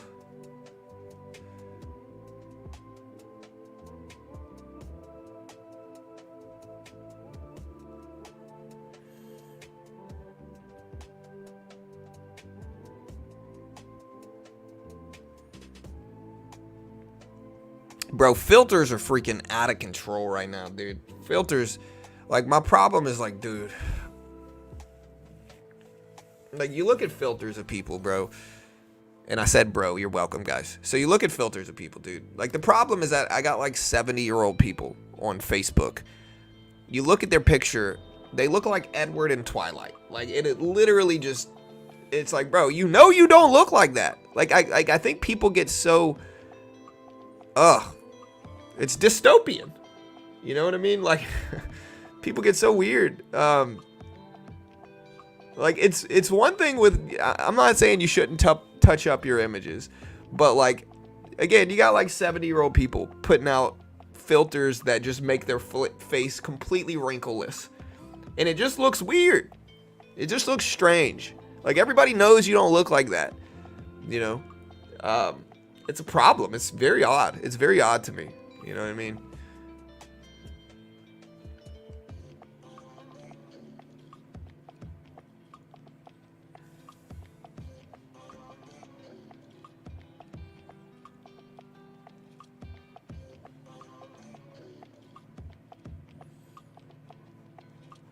If you don't think the economy can turn on a dime, look what happened to UPS. 6 months ago, UPS made a bunch of marketing efforts saying they were paying delivery drivers $170K. Now they are cutting 12,000 jobs. Hey.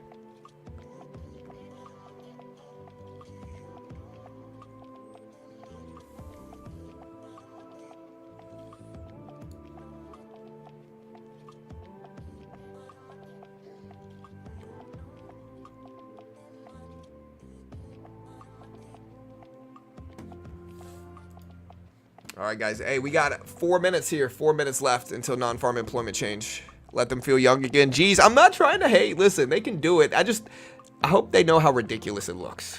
You know, like they can do it. That's fine. If they want to, you know, live in la la land, all good. Listen, live your life, okay? But just understand you look ridiculous on social media. You know what I mean? Like, get old with grace, all right? Don't try to pretend to be freaking, you know. I don't want to be old either, bro. Trust me, I hate getting old, dude. I hate getting old. Listen, I'm in my 30s. You know, 30s are not a fun time. I'm just glad I have hair, personally. You know, I'm just glad I have hair. But still, where's Bitcoin at right now? Bitcoin. All right, guys. Hey, we got 13 minutes. Or no, we got 3 minutes. I'm sorry, 3 minutes. Hit the live button next to the play button. Make sure you're fully called up. Bitcoin popping up today, bouncing a little bit. You better not dye that hair. Oh, bro, like I said, if my hairline starts to recede, I'm about to propecia it up, dude. I'm about to propecia it up. I always said, listen, if I start to get old and my testosterone drops, bro, I'm about to TRT it up. I'm going to be that 60-year-old swole man, just like, ugh, you know, ready. You know, I'm about to just for men it up with my hair dye as well, bro. I start showing. I don't have any gray hair yet, but when it comes, I'm about to just for men it up too. We got 2.5 minutes here, team. 2.5 minutes. We got about 700 people here live. Hit the subscribe button, team, if you haven't already. I appreciate it. Yeah, a lot of them look scary is the problem. Like, a lot of them genuinely look off. That's what I'm trying to say. Like, those filters are out of control. Like, they look off.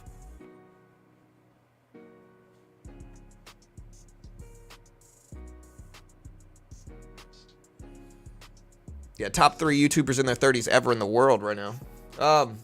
2 minutes, guys. 2 minutes.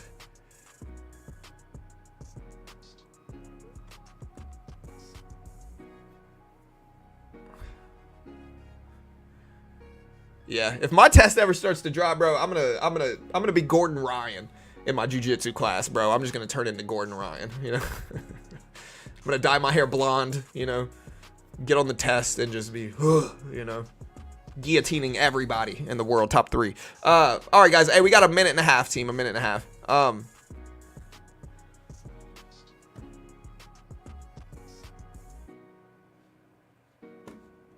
Nvidia at 618. Nvidia trying to bounce back up too. All right, guys. Hey, we got a minute and 20 seconds. Tesla consolidating right around that 200 EMA volume weighted average price. Boeing starting to move up the SPY. I'm gonna put the queue up. We're gonna move Boeing out of here for a second. Here we go. Hey, team, we got 1 minute left. 1 minute. Data drops very soon, right now. Less than a minute, team. Less than a minute.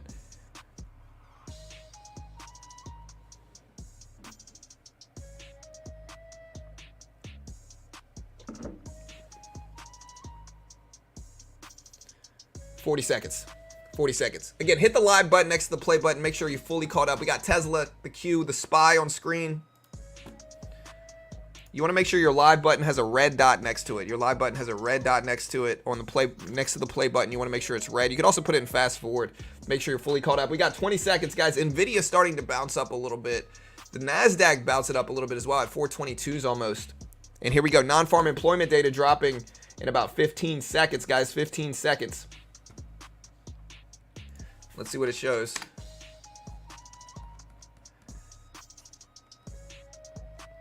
All right, guys, non-farm employment change. Expectations are 145,000 to 150K. They just showed up at 107,000. 107,000. Less employment non-farm payroll data. Much less. 107 versus 145 of 150. So 107,000. Again, that's making the market go up here, guys. Why is it making the market go up? Because it signals less economic growth, less inflation fears. 107K for ADP non-farm employment change. 107,000 versus 150,000 expected. We cover it faster than everybody here, guys. We cover it faster than everybody in the world. Top 3 for sure. If you haven't already, hit the subscribe button, hit the notification bell. I appreciate it. 107K versus 150K expected for non-farm employment change data. We will put this up on screen. Here it is, 107K.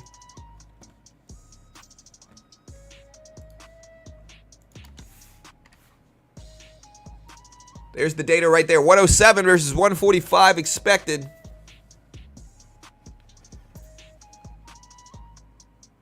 Yeah, I'm not celebrating. I'm just yelling because every economic report we yell. All right, so initially we got a positive reaction in the NASDAQ. The SPY are both flat and the NASDAQ are both flat here. SPY starting to move up a little bit on the left side. You can see the Q pulling back a little bit here. Tesla's still consolidating, straddling that 200 EMA VWAP level.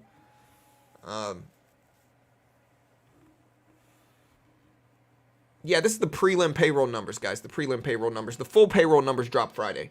But yeah, this is the prelim ones. Listening to the stream from my desk at Bloomberg, and you literally delivered the news faster than my own company's TV show. I'm telling you guys, listen, we're the fastest ever in the world, top 3. Again, seriously though, you want economic data fast, hit the subscribe button. That's the reason we get a bunch of people here. During the FOMC meeting today, we'll have like 4,000 or 5,000 people here live. So again, you want the data quickly, interpreted quickly, subscribe. We do this quick. It's one of the reasons we've grown. We've got a couple sources that give us pretty fast data. Yeah, you can see right here on the bottom of the screen, or here, we'll put this up on a banner. 107,000 versus 145 expected here. 107K versus 145. Look at the SPY start to rip up. SPY almost at 490 right now. The Q bouncing up a little bit. So again, we are getting some upward action in markets. We are starting to get some bounces here.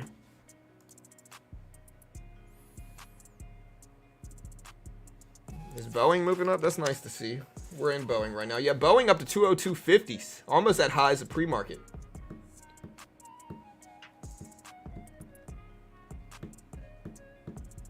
Also, thanks so much, guys. We did break 123,000 subscribers. We did break 123K.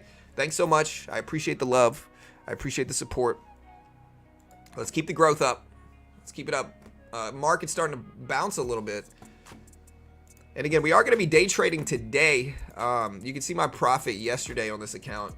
And it's a combine account in futures is what we've been playing with mostly. If you look at my results yesterday, we did have a pretty nice day in futures. And again, this is day trading the futures market. When I day trade this, I'm basically day trading the SPY. It's the same price action. I'm basically day trading the NASDAQ here. And so again, as an example, if I put up the NASDAQ and then you look at the Q, it's the same price action. So like, look, this is the same as that, right? So like, look at this. This is the same as this. If we zoom in, dip, bounce, dip, bounce, dip, bounce, dip, bounce, right? It's the same price action, but I can day trade this left side in futures, no PDT rule. I can day trade short, buy market, sell market, all that good stuff in futures, no PDT rule, and the patterns are very similar to blue chip stocks. Boeing breaking highs right now, just broke up to 203s, broke pre-market highs. And again, so you can day trade futures. I can day trade the S&P 500, E-mini, basically the SPY as well in futures. No PDT rule. Top Step's the most legit funded program. If you're trying to day trade, you should be trading futures, in my opinion. Better liquidity. No PDT rule. Patterns are very similar to blue chip stocks. And these funded account programs are allowed. Top Step's the most legit one in the world. They pay out millions in actual withdrawals every year. What they do is they give you a demo and they test your skill. The base one's 50K, the top one's 150K. If you can hit their profit target without hitting their max loss, the base one is a 2-to-3 ratio, reasonable.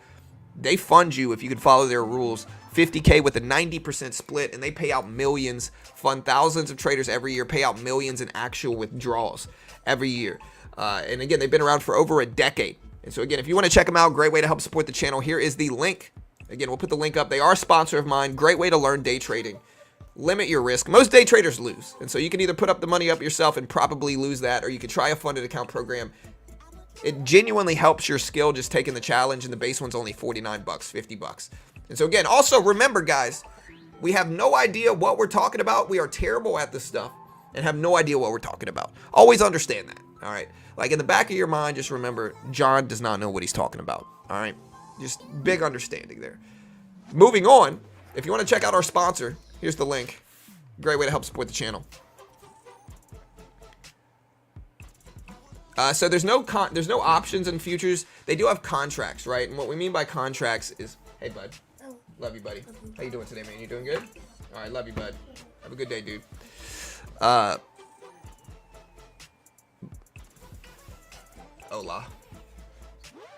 Smells like coffee in here.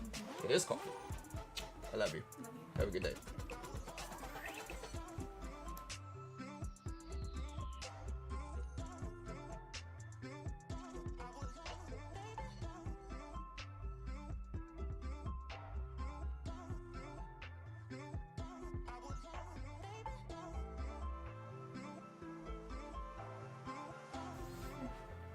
All right, guys.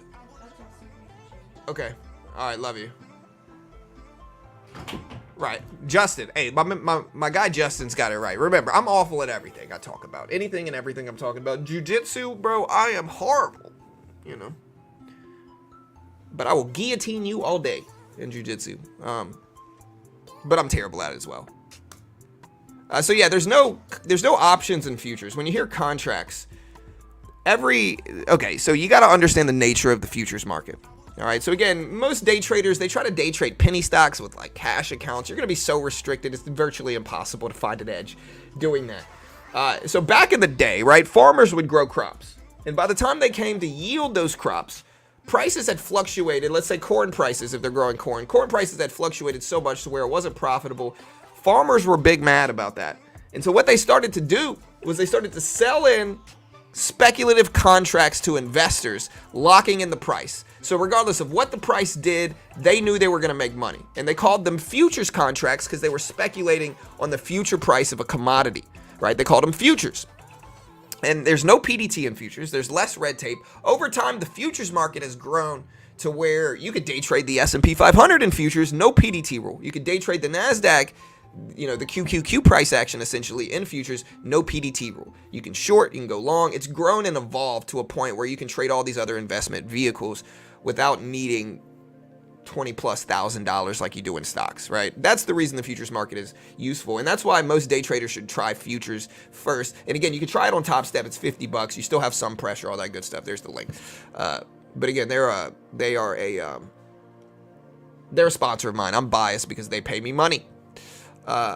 Anyways, but the point is, when you hear contracts, they're not referring to option contracts. Every quarter, contracts expire, right? So if it's the E-mini, contracts expire quarterly. You have to what's called roll over that contract, is what you. But aside from that, it's very similar. It's more like day trading stocks than options. So like one contract of the NASDAQ moves $5 a tick. If it goes up one tick and I have one contract, I make $5. If it goes down one tick, I lose $5. If it goes up 3 ticks, I make $15, so forth and so on, right? If I have 2 contracts and it goes up 1 tick, I make $10 because I have 2 contracts, so forth and so on, right? Aside from that, it's just like day trading stocks. We're gonna buy this dip, and again, we'll show you guys. This is futures, all right? So we just bought this dip. We're looking for a bounce. Again, we bought market in, and we're just gonna look for a quick little bounce back up here. And we are losing. So you see, now we're down $50 here on this trade. This is a combine account, so it's not my actual funded account. I'm just trying to show you guys an example here. And we made $500+ yesterday. So we can take a little bit of risk, add to this, fix our average, and see if we get a little pop up. And maybe not the best day for this. We're very close to cutting this. If it breaks the low, we got to get out. And retracing back up. And break it back down. And back up. But you can see it's kind of like day trading stocks, right?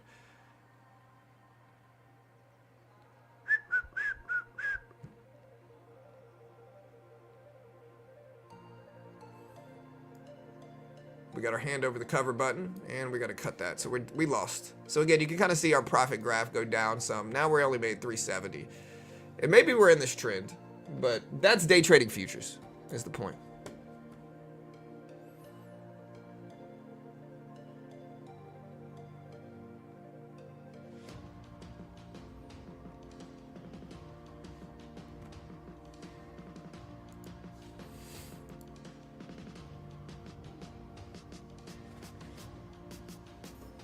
Yeah, BB, I mean, listen, if you're going to try to troll me every time I lose, you're not going to last very long, you know? And I mean, saying never long is just silly, bro. Okay, very easy to prove. Here's a 20-day chart, bro. Or no, here, look, here's an easy example. Here is a 10-day chart, sir. You know, you can't say, listen, you can't say never long, boom, short. You know what I mean? You can't ignore this and then act like this is a crash, guys. Just to clarify. But maybe I'm mad just because I lost. That's possible too, for sure. Any data coming out at 8:30? I don't think so. Not really. No, we got Canadian GDP dropping. in 4 minutes, but that's about it. Canadian GDP expected at 0.1% month over month. We'll see what they show up as. Not a super relevant release.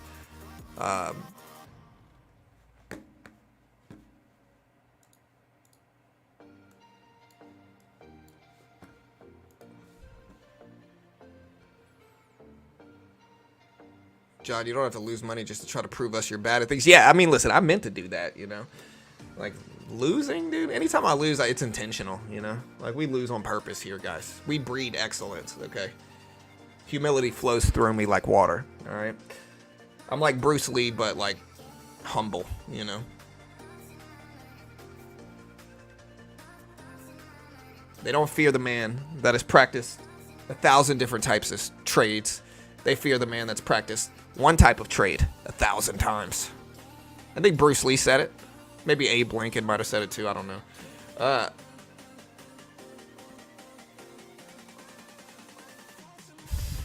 Yeah, we don't have any economic reports today.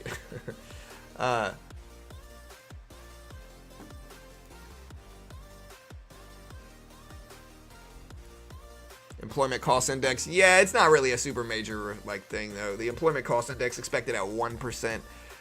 We'll see if it moves. But yeah, employment cost index expected at 1%. We got Chicago PMI at 945 today too.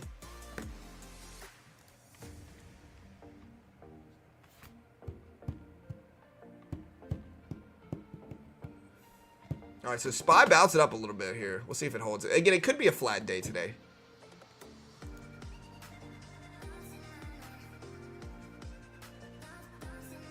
What's your coffee of choice? I don't know. Lately, we've been doing like an organic coffee. I don't know what this is. It's a dark roast of some sort. You know.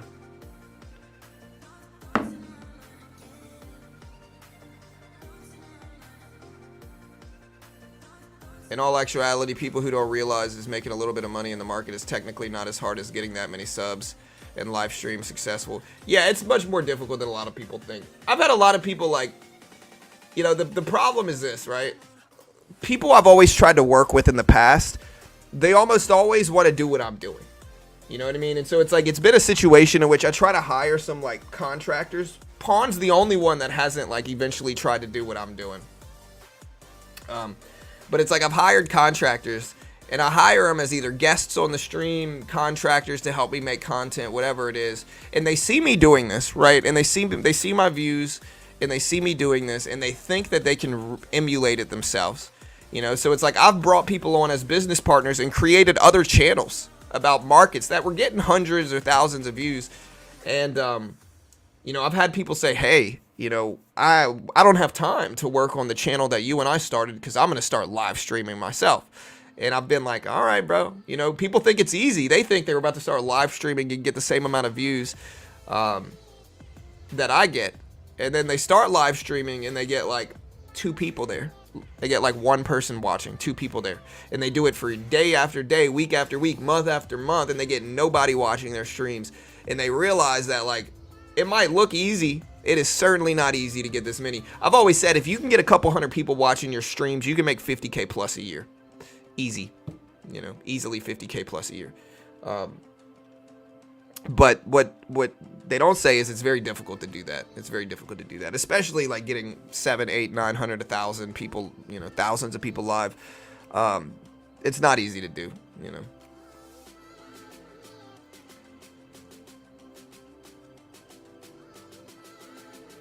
Yeah, it's definitely work for sure.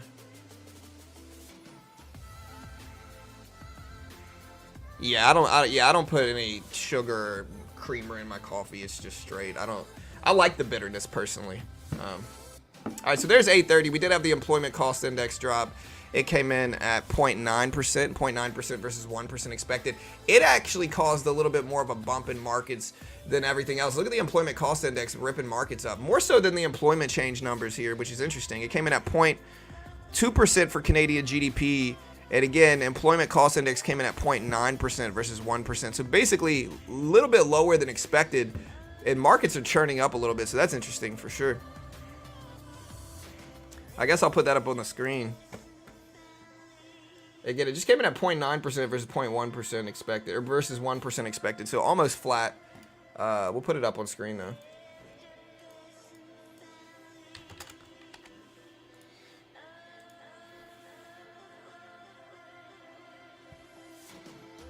Is Boeing ripping? Hey, you love to see it.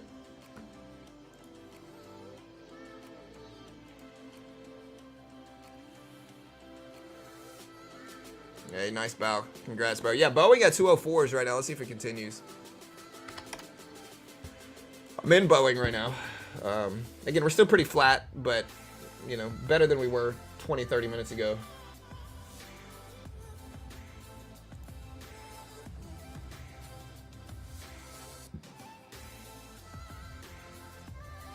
Yeah, so they'll email your login, Corey. You might have to pay the activation fee, and they'll email you your login.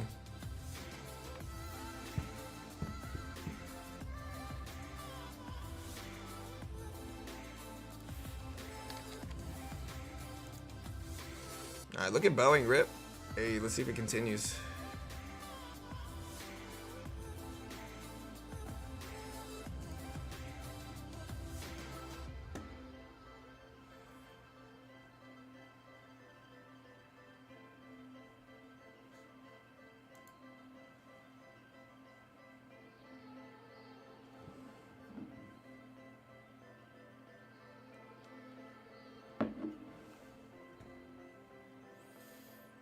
All right, Boeing at 204.20s, Tesla at 186.50s.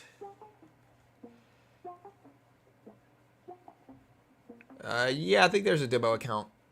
Okay, I think there is. How much money do they fund you if you pass? The base one's 50K, the top one is 150K.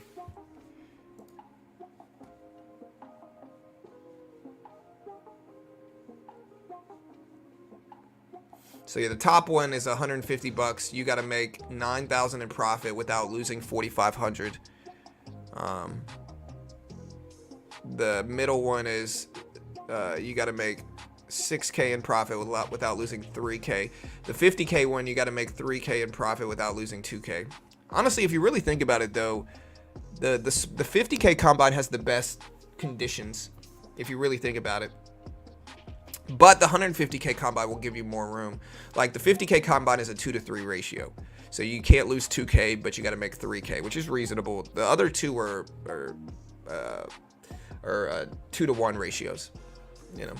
So anyways, Tesla bounced it up a little bit. SPY still flat. Boeing, though, dragging the market up some today. That's nice.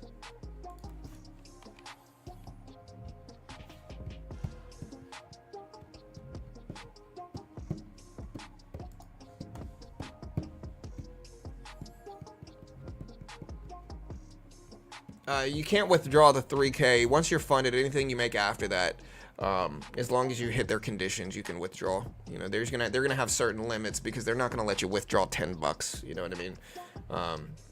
But yeah, I would just check the site, reach out to them. Jerome Powell is later this afternoon at 2 p.m. Eastern Standard Time. We're gonna stream that live as well. Yeah, Boeing's small weighted. It's not like the Mag 7 or anything like that.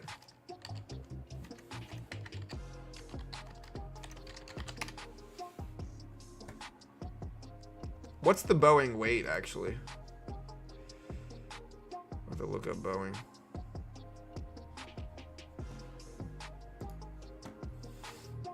So yeah, maybe it's not dragging the market up like that.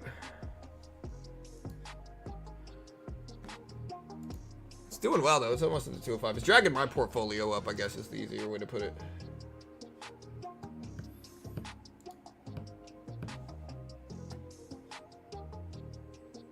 Yeah, 5 contracts, 5 E-mini contracts is. People think that like it's some. Like I hear people all the time come out and be like, "Yo, 50K," or come out and be like, "Yo, only 5 contracts. What the heck?" It's like, dude, 5 contracts is so much money, bro. Like you see me with 1 contract earlier. Like with 1 or 2 contracts, I lost like $100 very quickly, right? With 5 contracts, you can lose $1,000 in 30 seconds. You know, so like very rarely will anybody ever need 5 contracts in futures, unless you're trading micros. That's different. But again, that's only in micro contracts. If you're trading regular E-mini, 5 contracts is plenty, especially in the NASDAQ, but also in the E-mini as well.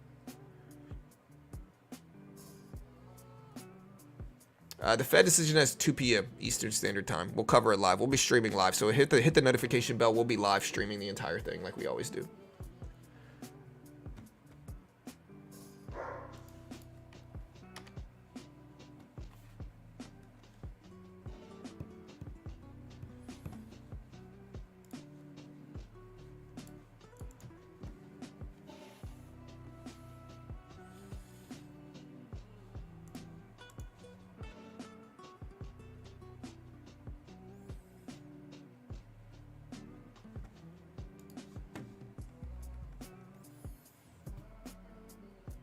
Yeah, too many contracts in the NASDAQ is a lot.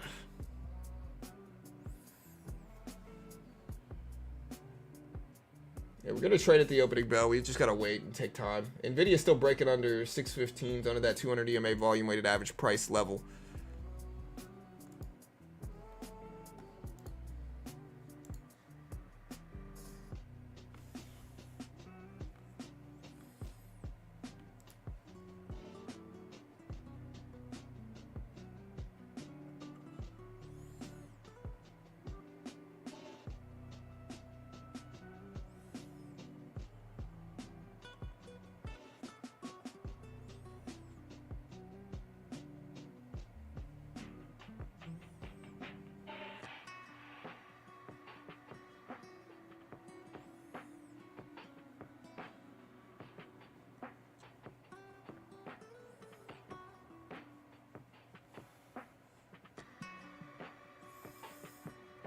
People who mostly push AMC talking about practical stocks. Get out of here, bro.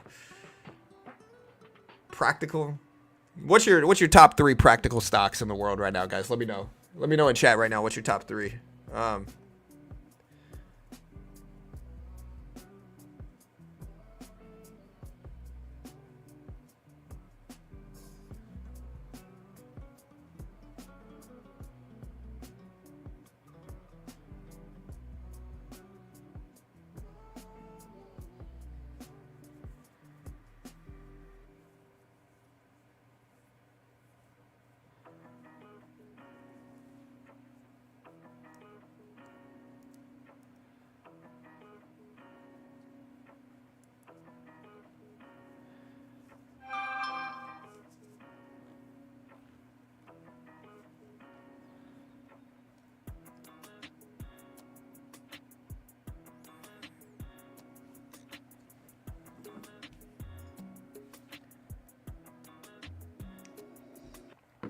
All right, team.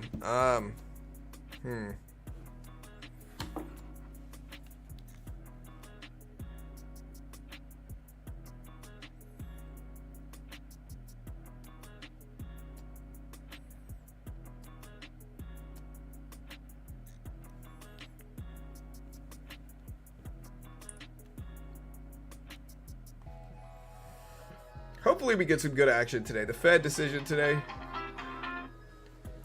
Hello?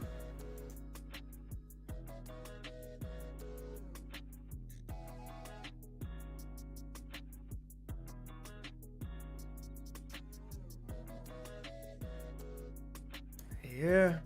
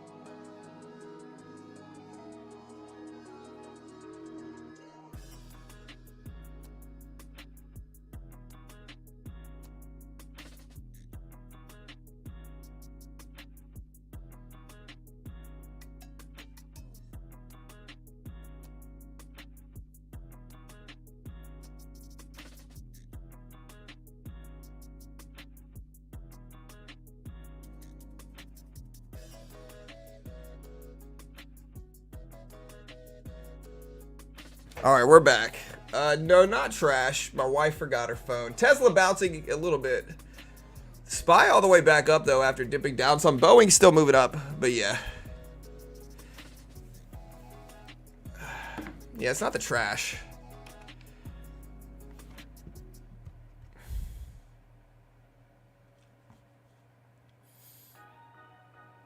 All right, team.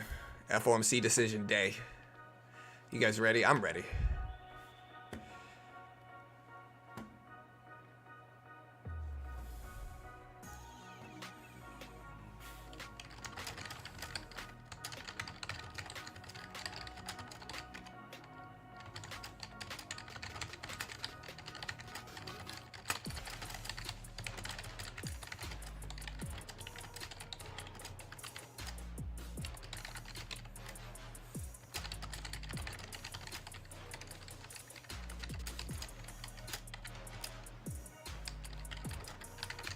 All right, so again, we got to bounce up at 488.65. Do y'all think we're going to reject here?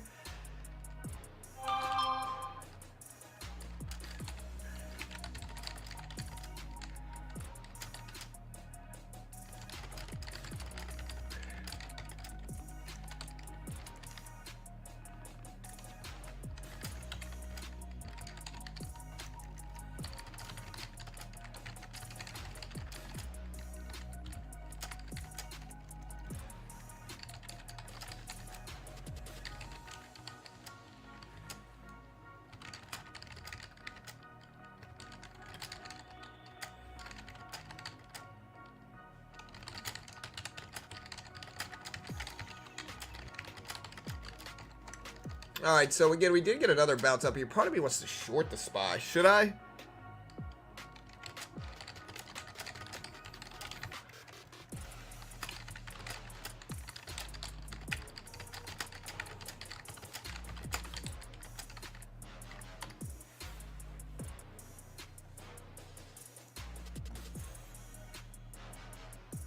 That's what we want to.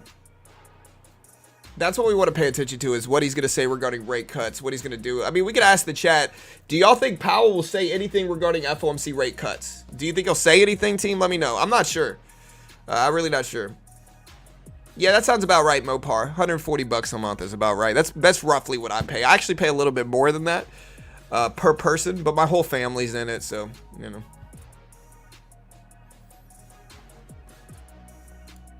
Yeah, I'm thinking about shorting this now on the NASDAQ here. I'll take one contract short.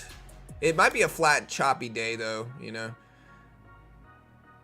So, yeah, it might be a flat, choppy day. Boeing's still pressing higher. Rejection flush. Let's see what we get. I don't mind adding to this and taking a swing. Again, this is a combine account in Top Step, so we're just playing with this early this morning. See if we can maybe add to it, take a big risk here. Build up some profit on the day, and if not, you know, it's all good. Again, if we lose this, it's basically $50 because it's a combine account. We're going to add to this there, 2 contracts. Flush breakdown. Take half off there, lock that profit in. See if we get another breakdown. There we go. Just lock that profit in. So, yeah, we're back up to where we were on the day. We're now flat on the day today. Completely flat, basically. But the short worked. We might short into this move as well and then catch another breakdown here if we get one. There we go. Cut that as well. There we go. So we're kind of scalping this move. Boeing breaking highs again here. Look at Boeing.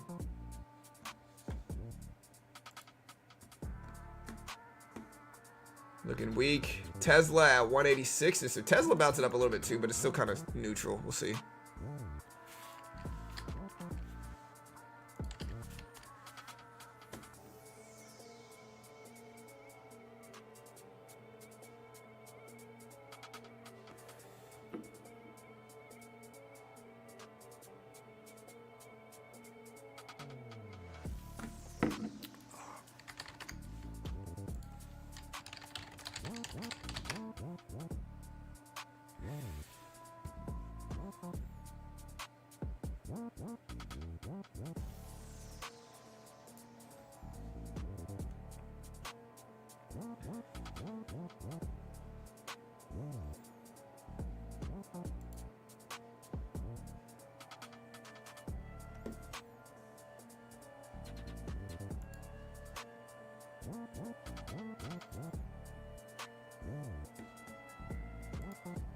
All right, so we could have held those shorts.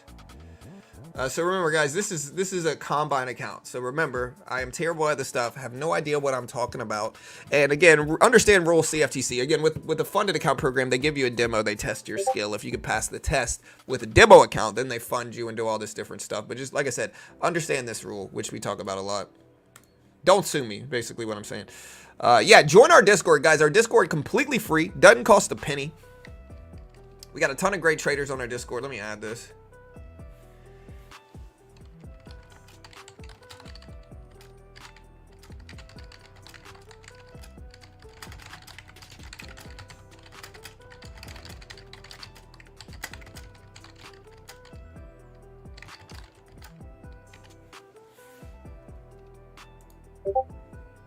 Again, join our Discord. Here is the link to our Discord here. Again, completely free, doesn't cost a penny. You can't day trade stocks on Top Step at all. It's only futures, but you could day trade the S&P and the NASDAQ, which is about as good as you can hope for, I guess.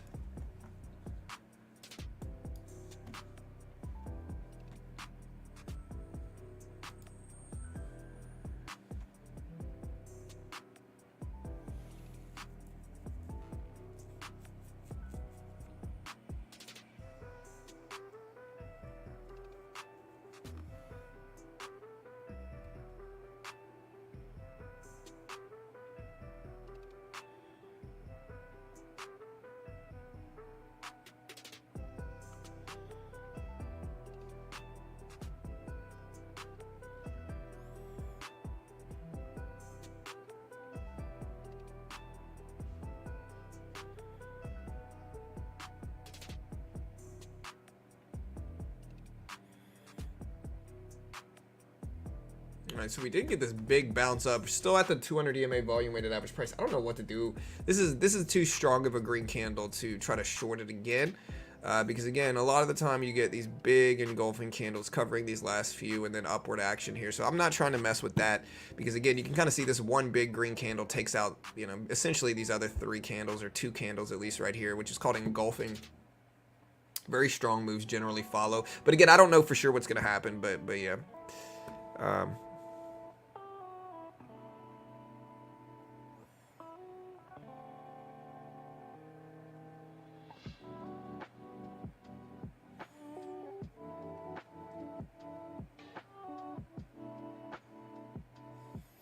Boeing still trying to move.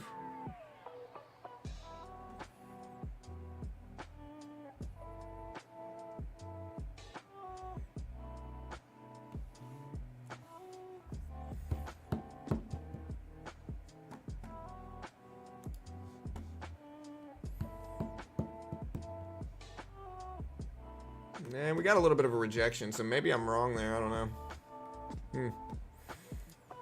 And again, we are day trading on Top Step. It's a funded account program in futures. Give you a demo, test your skill. If you can pass the test, great. If you can't pass the test, then you're probably gonna lose more putting the money up yourself anyway. That's why, like, people that criticize funded account programs, you have to understand, you put up $2,000 trying to day trade in the beginning, you're probably gonna lose that 2K. You put up $4,000 in the beginning day trading, you're probably gonna lose that 4,000. You put up, even if you have beginner, the biggest detriment to traders is beginner's luck, right? So you get some traders that put up money and then they make money in their first few trades and they think they're about to just get rich quick. It came too easy.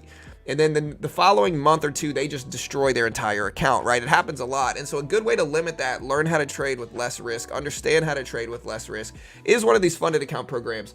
Now, again, they're a sponsor, so of course I'm biased, but it really is useful for traders in that you can learn how to trade with less pressure. If you lose, you're only out what you pay for it. It significantly reduces your risk in the beginning. And I think that's super necessary, especially for new traders. Do you invest for your wife? I do for mine. She has better results than me because she comes up from my mistakes.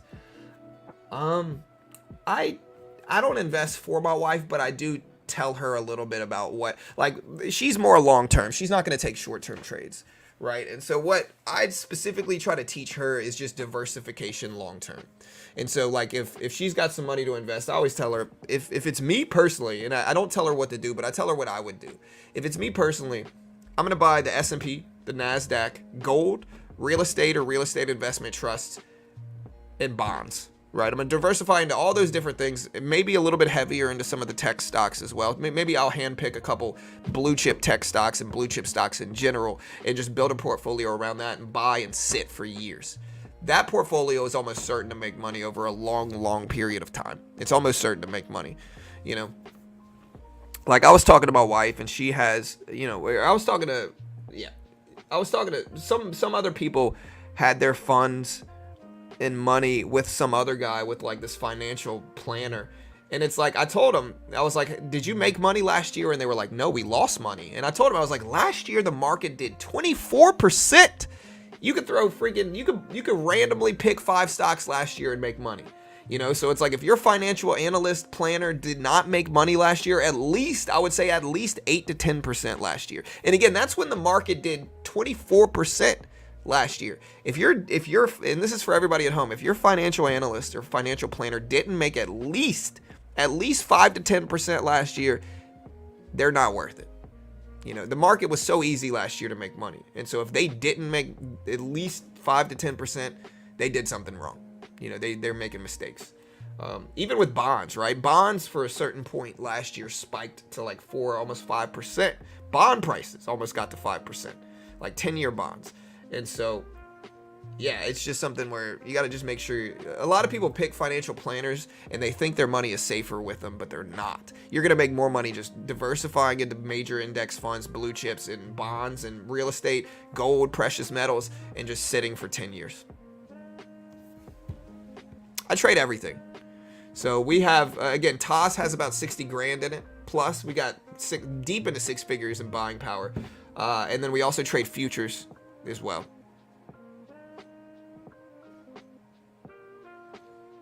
Best advertising about your disclaimer was your comment just now. Engulfing candle, big move. Maybe not. What do I know? I have no idea what I'm talking about.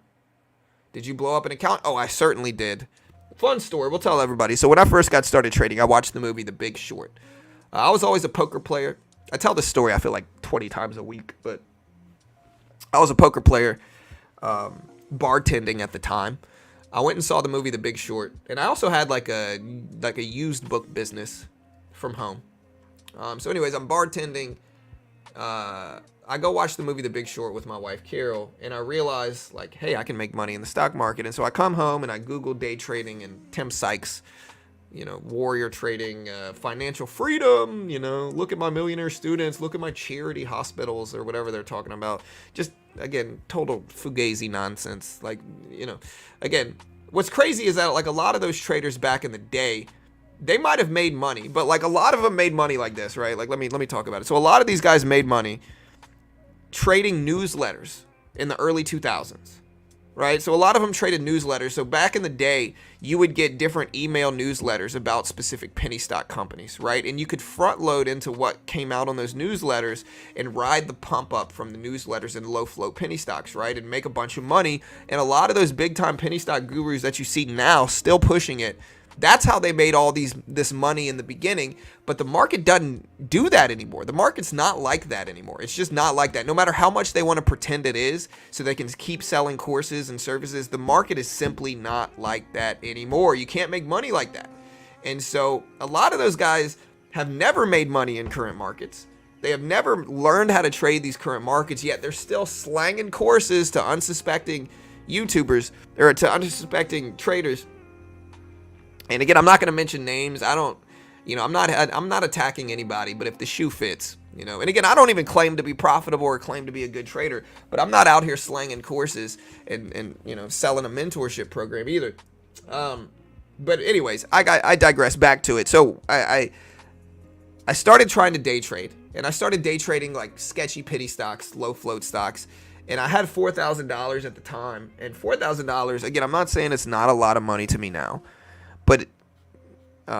But it was a lot of money to me at the time. Like in 2015, 2016, 2017, Carol was like, no, John, don't do it. Don't trade. And I was like, no, I'm going to get rich. You know, this guy online says I can find financial freedom, you know. And so anyways, I ended up putting that $4,000 up. And again, you start off small and you start trying to trade small, and then you take some losses, and then you try to win back those losses. So you take larger size, and then you lose more, and then you scale back up in size and try to win back those losses, and then you lose more, until before you know it, everything's gone. And I almost cried. I might have cried if Carol wasn't around, and that's kind of how I got started. And again, that's why these funded account programs are useful, because again, you can be like me, put up thousands of dollars, risk that, you know, you think you're going to be some outlier versus everybody else. I'm here to tell you guys, you're probably not. Like, you're probably going to lose just like everybody else in the beginning. And that's okay. And so limit it with a funded account program, in my opinion. That's how you limit your risk. Again, you still learn how to trade. You still have some pressure. It's not the full extent of putting up $4,000 of your own money and risking that in one account. It's just not the same. And again, in that regard, again, I'm biased because they pay me money, of course. And as I always say, like, I have no idea what I'm talking about. But yeah, limit your risk in the beginning. If you think, the biggest problem is most traders think they're going to be some outlier. They think that they're just going to buy this mentorship program or this course And somehow in the beginning, they're going to take $1,000 and turn it into $20,000. And again, I'm here to tell you that probably ain't happening, sir. How much do you pay for margin? I don't think I pay anything for margin. I think they give me 4-to-1, Al. So they give me about $250,000 in buying power, I'm pretty sure. But again, I'm not 100%. I have to look. I don't feel like looking at it right now. Dracula?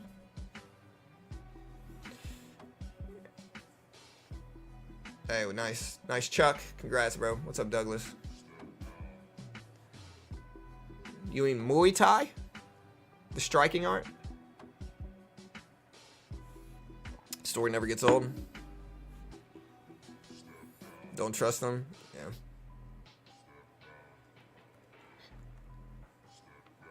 Yeah, and I know I create like a lot of enemies or whatever in the trading world. Again, I think it's because I threaten people's business models. I think they understand. Like, I think they're trying to do the mentorship thing and the course selling thing. And I think, and it makes sense why.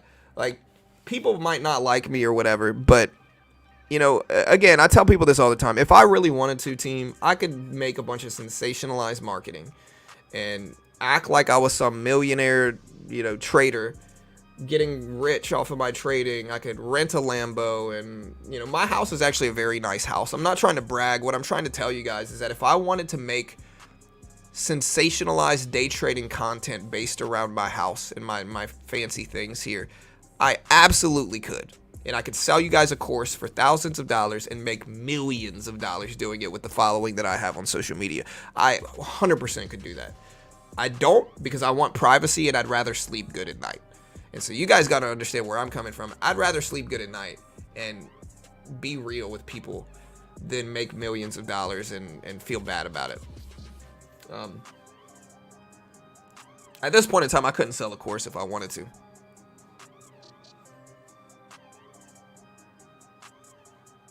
I use TOS, TD Ameritrade, for stocks. Boeing's still up to over 204s.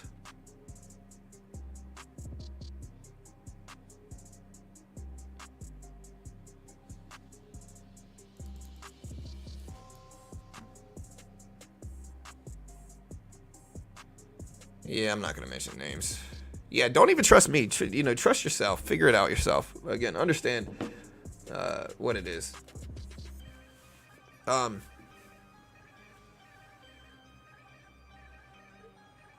Yeah, the market, I think the stock market is just that industry where everybody wants to be an expert, you know. And again, I'm not claiming to be an expert. Again, you know, I'm not claiming to be an expert. We got an hour. But the market's the only place where you got like little 18-year-olds with braces trying to act like they're somehow stock market experts, dude. And it's just like, get out of here, man. Go do your homework, you know. Nvidia now under 615, under the 200 EMA. Maybe I should have shorted this. So that engulfing candle didn't mean anything, and look at me, I'm just wrong about it. Big breakdown here. So again, I think the 200 EMA volume weighted average price level here, you can kind of see why I watch it. If you look at this level regularly, number one, it shows you a couple different things. Choppiness on a chart, you can see that very clearly with the 200 EMA. If we're just chopping over and under, over and under, over and under the 200 EMA, it's probably choppy. But again, you can see a big significant breakdown, and then the 200 EMA volume weighted average price is virtually at the same spot. Look how strong that level is. And again, I thought this engulfing candle looked weak, or looked strong, I mean, so I was wrong about the direction. But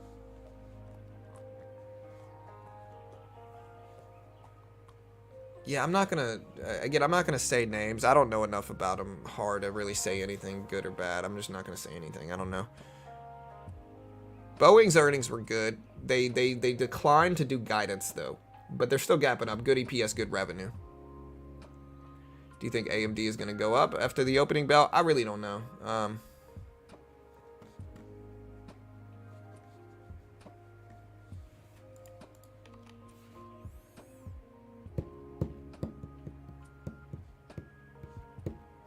right, we got the FOMC rate hike decision today. Guys, remember, we do have the FOMC Fed decision today.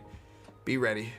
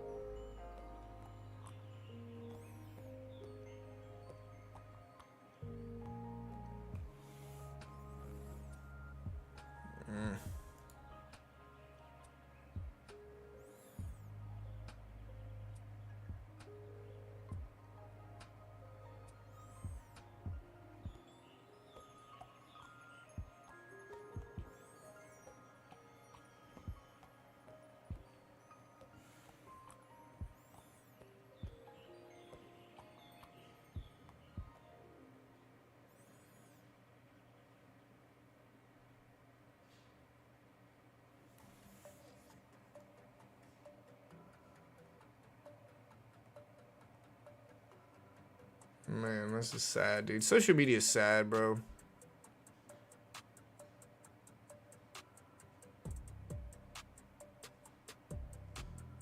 Social media is very sad.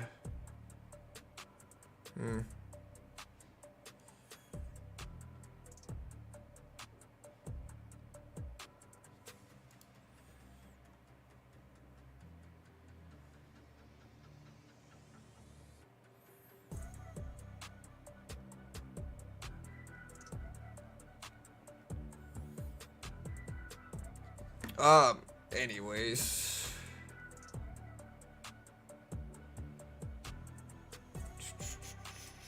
Has Top Step TV reached out to you yet? Yeah, I've been on Top Step TV like multiple times. You know, Top Step's a sponsor of mine. You know.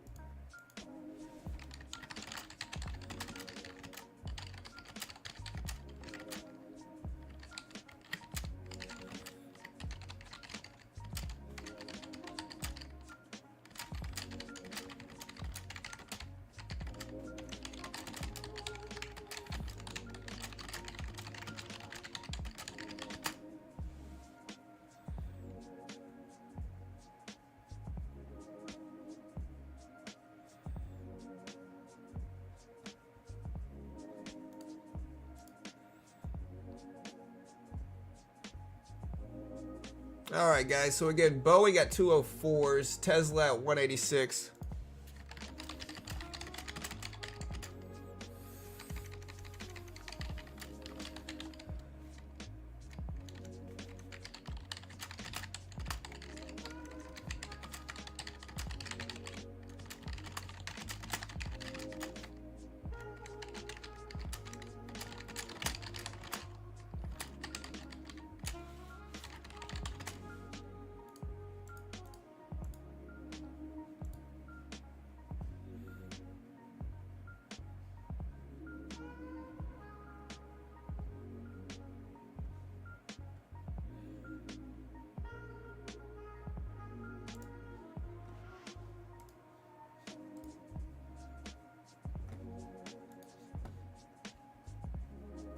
Tesla's more or less a battery company. Yeah, I mean, lithium batteries are powerful, man. It's such a big change in terms of like what batteries we're at versus what they are now. One of the ways I've seen this is like, so I've got some type of like groin hip injury from jiu-jitsu. Like, my groin, hip area hurts. Only specifically if I bend my leg sideways to the right. And my question is, the other day I was trying to use one of those little, like, massage things. Like, it was one of those massage things. It's completely wireless, right? And we hadn't used it in like a year. And we turned that thing on and it had a full battery charge. And so these lithium batteries are powerful. You also see them a lot of the time in drones. Like, drones have these lithium batteries. They're what power drones a lot of the time. And so battery technology has gotten really, really solid over the last 20 years. And that's where you see EVs pop up as well. EVs obviously use lithium batteries as well. But the technology there has grown a lot, you know.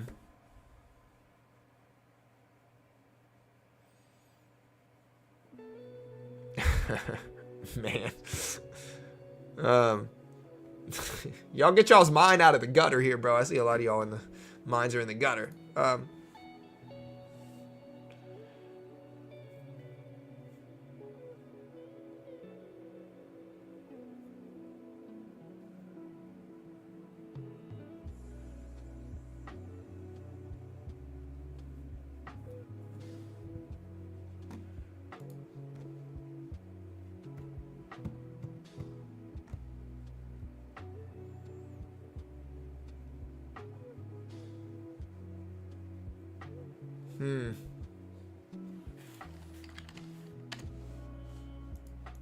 So we're kind of flat today in day trading as a whole.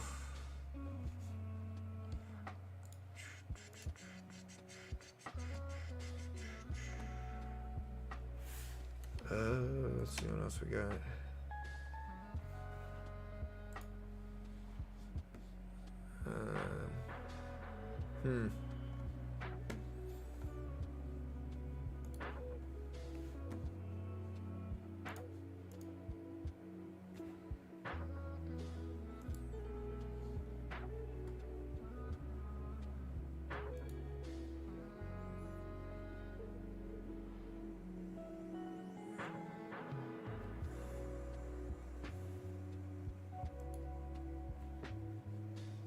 Alright, so we are getting a bounce up.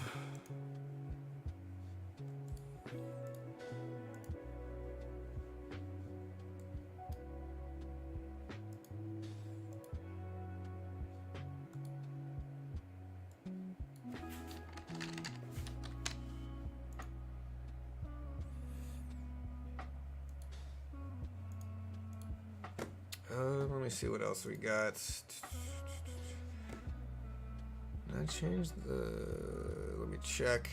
There it is.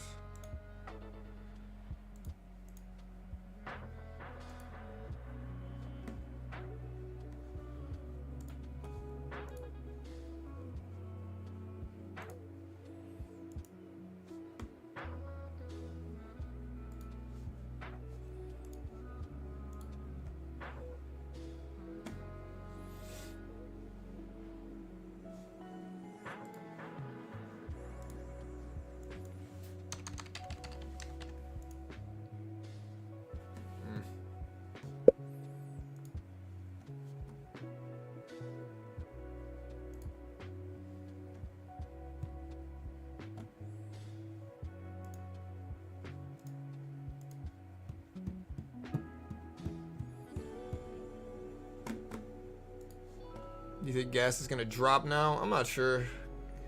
Could be dislodged. Had that habit. I just went to the chiropractor. It doesn't hurt most of the time. No, I haven't gotten an X-ray or whatever. Hey, what's up, Trap? It only hurts like, you know. You gotta understand, jiu-jitsu is a very jiu-jitsu is a very jiu-jitsu is a very hip heavy exercise. Like, you use your hip muscles and your leg muscles a lot in jiu-jitsu. My legs have actually gotten much stronger since I started. But like pulling guard on somebody and holding guard and shooting for arm bars and stuff like that, it's just really hip heavy. So it's probably just I'm getting old is realistically what it is. I haven't been to the doctor yet. What's your favorite stock to buy right now, guys? Let me know. We still got 500 people here live. We do have Chicago PMI data coming out today, too.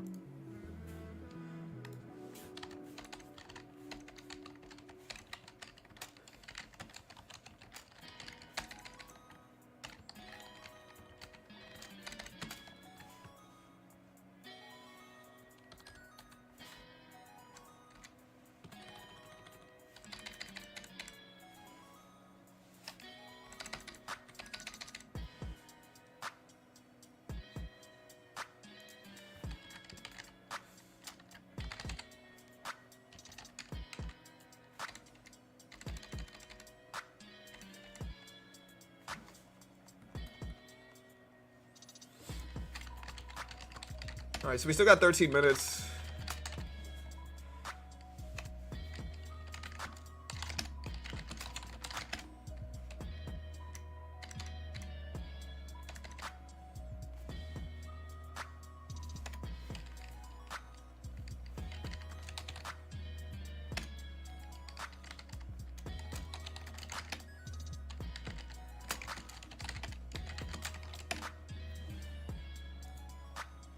All right, so non-farm employment change.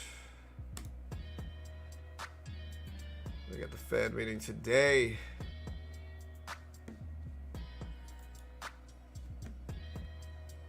Remember, so I'm going to put a timer up. We do have Chicago PMI data. I don't know how much this is going to affect things. Man, look at Boeing, guys. Still ripping up here. Still ripping up. We got 30 minutes.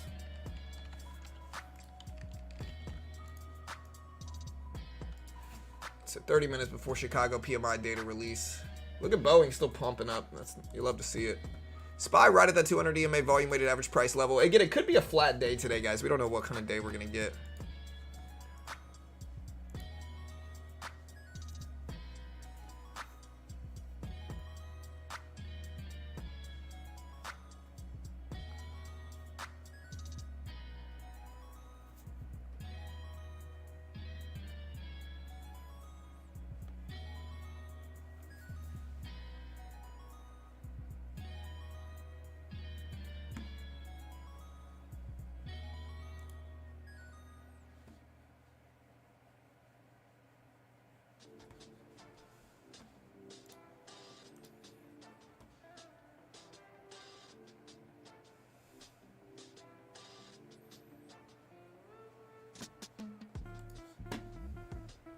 Yeah, the FOMC is the Federal Open Market Committee. Again, we do have Chicago PMI data live today, guys, so be ready for that.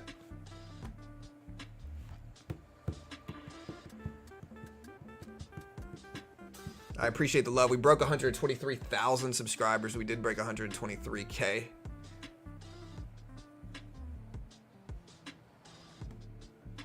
All right, so testing highs. See, the market's still rejecting that 200 EMA VWAP level.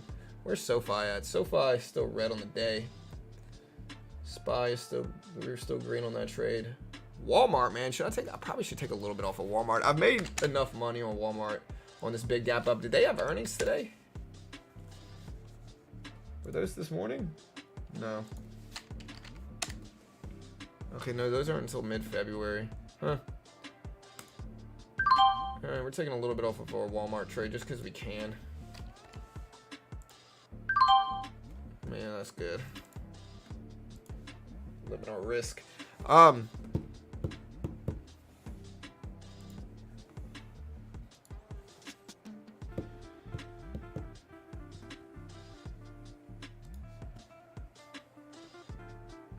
Hey, John, what's your opinion on starting Brazilian Jiu-Jitsu if you're out of shape? I mean, I think it's one of the best things you can do to get in shape, brother. I think it really is. Jiu-Jitsu is incredibly useful because, again, the great part about it, right, is that I started Jiu-Jitsu, I was like 180 pounds. You know, I'm like 5'11", right? So I was like 180 pounds whenever I started Jiu-Jitsu. At this point in time, I'm probably about 170. So I've probably lost 10 pounds, and I'm still going to the gym. I'm still eating just as much over the last couple months, but just it's so cardio intensive. Like, it's so cardio intensive. Like, it's super intense cardio, and you don't realize it because it's fun. Like, it's a competition. It tests yourself. You don't realize how much you're working, and again, you'll get in shape quick doing it. Like, you have to be in shape. So when you first start, you're going to be out of breath. Every roll you get into, you're going to be out of breath, right? But the more you go, the better at it you get, the more in shape you get, and the more you lose weight. Like, I was rolling with this guy that goes to my gym, and when I first started rolling with him, he had to be like 20 pounds heavier. He was a little bit thicker guy. Really solid jiu-jitsu guy. He's like a 3 or 4 stripe white belt. So he's pretty high white belt. About to get blue belt. Really good. He's probably the white belt that gives me the most trouble at the gym, is this one guy. Anyways, when I first started rolling with him like 6 months ago, he was much heavier than he is now. 6 months later, he is basically my size. Like, he has lost all the extra weight he had. He's very much in shape. The rolls are much tougher. And him and I are usually kind of break even. Like, he taps me, I tap him kind of thing.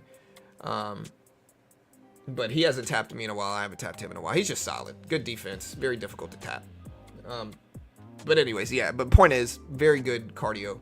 Jiu-jitsu is very good for cardio. Yeah, and it's fun. You don't realize how much you're working out. It's really addicting.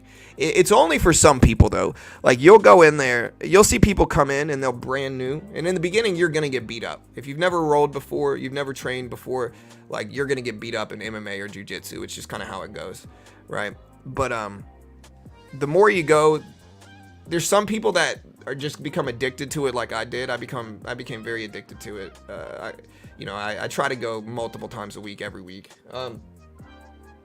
Some people get addicted to it and other people never do it again because it's a very humbling sport. You know, you might think you're a good fighter or whatever. You go to jiu-jitsu, you're going to get beat up. But eventually, you're going to start to find success. And it's something like somebody explained to me. It's like you go there and you're the nail. You go there, you're the nail. You go there, you're the nail. You know, you go there for months and months, you're the nail. And then one day, you're the hammer. And it feels good, and you start to show success, and you start to kind of, do work on other people, and that feels really good. Like when you finally start to beat other people and tap other people out, very, very good feeling. You can choose to or not. Wearing a cup's actually super uncomfortable. It hurts. Like it hurts your hips.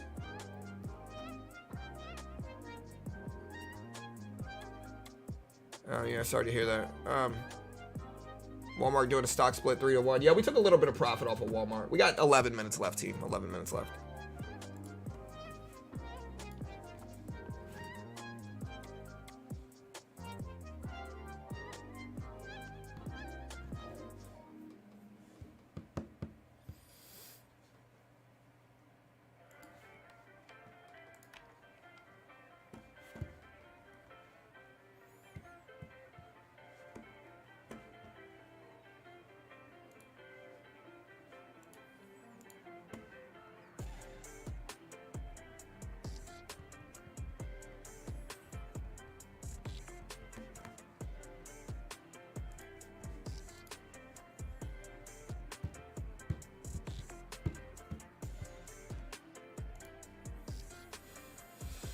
All right, guys. So, let's see what else.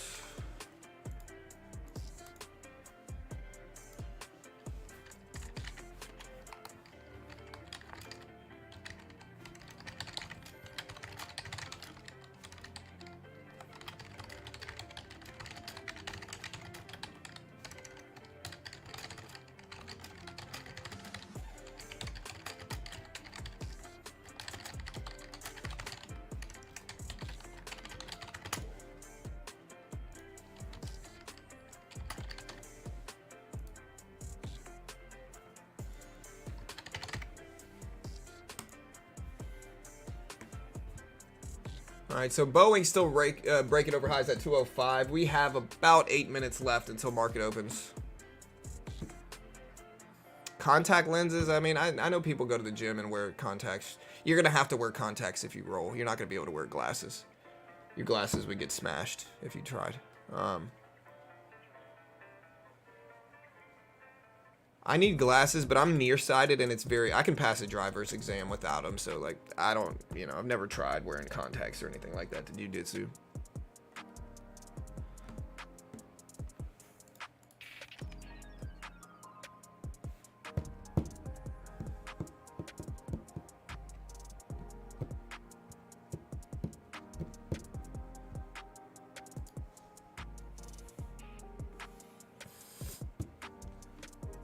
Personally can't abide by violence these days. Sports otherwise still got PTSD. Yeah, but you would think, Sam, that would make you want to learn it more. Jiu-jitsu is it's not like, listen, when I first started going, it was super intimidating, right? Like I think going over to and I go to like a Gracie gym, so like it's very intimidating when you first start going, man. Because again, like it's an MMA gym, right? So you're, it's a scary place sometimes. Like they got a bunch of like, meatheads that'll beat you up. But what you realize when you go is that everybody's super friendly, super nice, super welcoming to beginners. I mean, you're still going to get beat up when you start training with people, but like they're really nice about it. Most people are very gentle and easygoing with new with new people, and so it's not as bad as you might think it is when you dread it and go to it. You know. Yeah, I thought about doing LASIK. Hawkish Fed today. Yeah, do y'all think the Fed is going to be dovish or hawkish? I'm going to go with hawkish because I think what we saw higher job numbers, and that's bad. You know, CPI was a little bit, CPI was as expected, but you know, I think we're going to see a hawkish Fed. It depends though. If we get a rate cut next month, or not next month, but the month in March, we'll see what the Fed. I'm curious about what the Fed says regarding future decisions. Like, when are we going to cut rates? Are we going to cut rates next meeting? Not this meeting, but next meeting in March? Are we going to cut rates in May when a lot of people expect us to? What is the inflation expectations for this year? What does recession fears look like into this year? How much are we going to cut rates? You know, all those different things. How much is the Fed fearing the labor market still? All those different things are very relevant. That's what I'm curious to know, is what does the Fed say about all that stuff? Hey, what's up, John?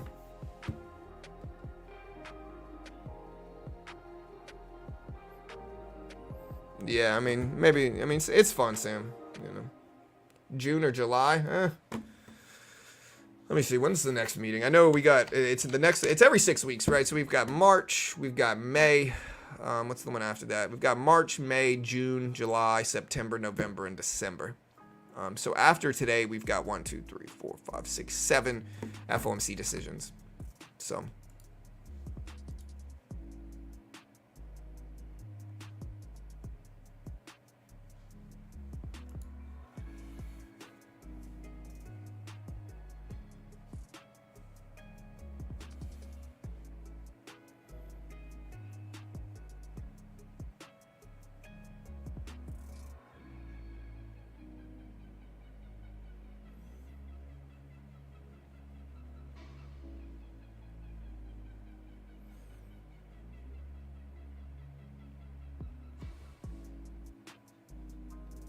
All right, guys.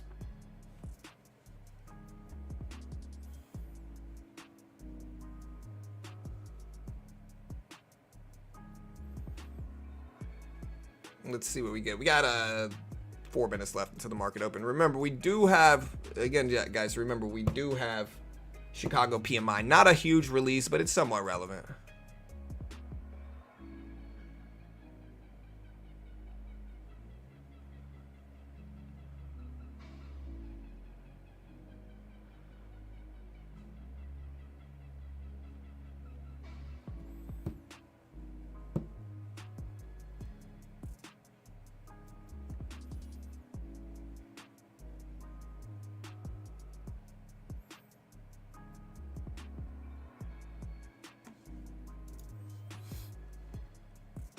I use Quant Tower for Top Step, but everybody's different. Everybody, like, what platform you like is subjective.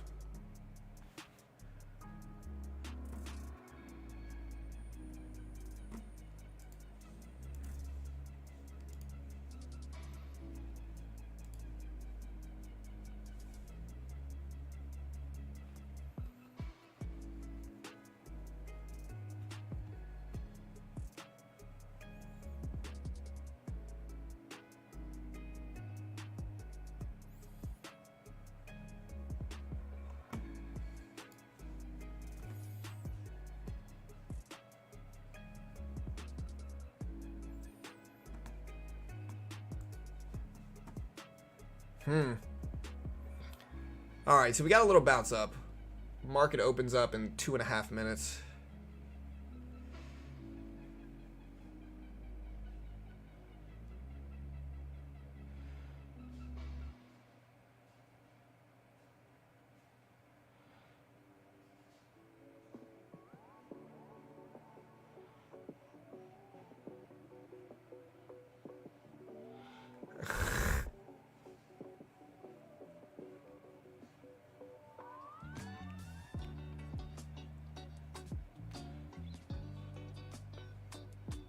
Dang, bro.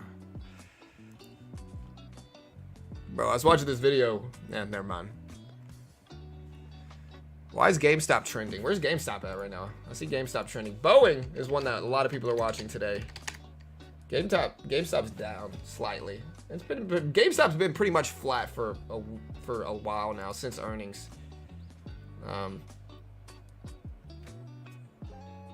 Nvidia's still technically down at 613, still over 600 though, still very strong. Boeing, look at Tesla bounce. Tesla's very flat too. I think a lot of markets might be flat and choppy today. All right, guys. And again, before we start day trading more, remember, I have no idea what I'm talking about. I'm terrible at this stuff, and I have no idea what I'm talking about. Again, remember this, guys, because remember, no idea what I'm talking about. I'm terrible at this stuff. Genuinely no idea. Maybe not genuinely, but I'd rather just tell people that. I'd do a 25 basis point cut in March just so everyone stays on edge. The Fed likes balance, just to understand them. Like, the Fed does like balance. All right, guys, we got 50 seconds. 50 seconds. The Fed chooses balance most of the time versus, you know.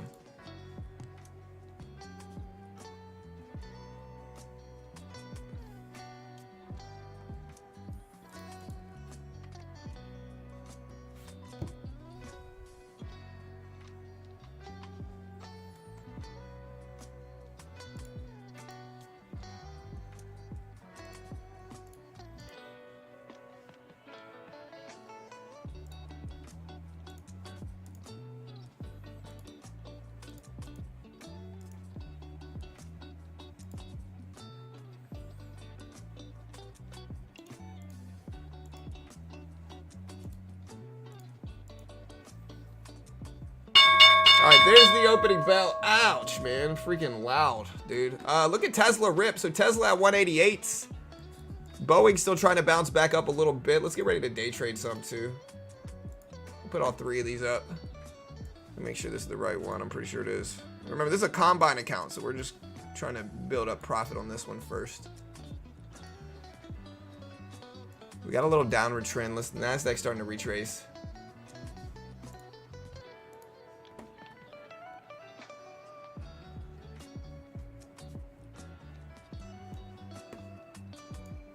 Walmart dipping down. Looks like it was the right time. Nvidia pushing up. Look at the SPY move. Watch Boeing. Watch Tesla up here. Again, remember, we got Chicago PMI at 945 today. Nvidia shooting all the way up to 617. Look at Nvidia right now. We're still watching Boeing. But look at Nvidia here. Almost 617.50s. Big spike. Not a big spike. It's still early. 618s just tapped for Nvidia. Microchips getting dragged up.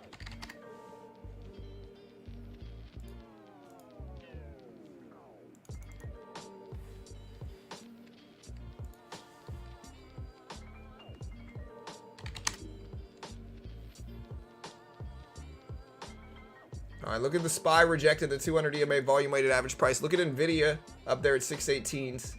Look at Tesla at 186.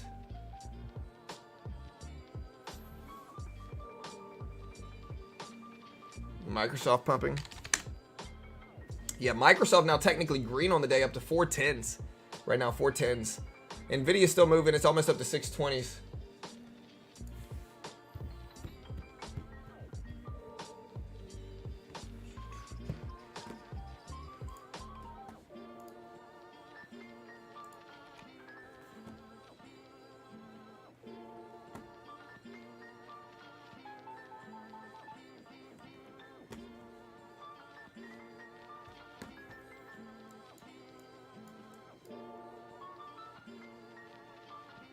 All right, Nvidia almost to 620s. Tesla up to 188s. Green action showing up now. Let's see if it holds. Microsoft dipping down though. Walmart down. Boeing. Boeing is trying to go to red to green on the day. Very neutral open though, guys. We got a lot of upward and downward movement today, so we got to just kind of sit tight, I think.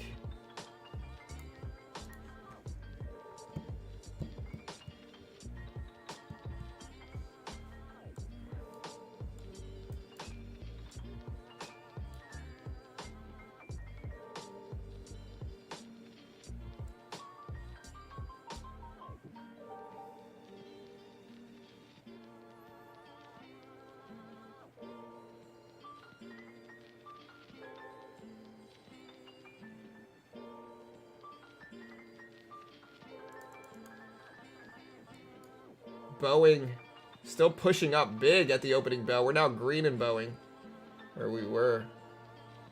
I'm for it too. Let's see if it continues. I see a lot of bullish action. We're gonna buy the dip. Beautiful rib, just made $80 now green on this account. And again, here's the P&L. You'd love to see Boeing push. Where's Tesla at? Microsoft pushing up too. Tesla fighting its way back up as well here.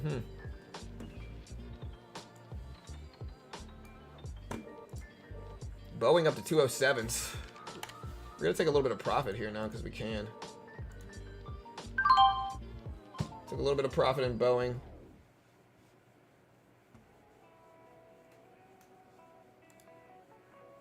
Starting to look much better in our portfolio. Big green action at the opening bell. SPY now up to almost 489. Maybe not big green action. Tesla almost up to 489. Or 189, I mean. Tesla just broke over 189.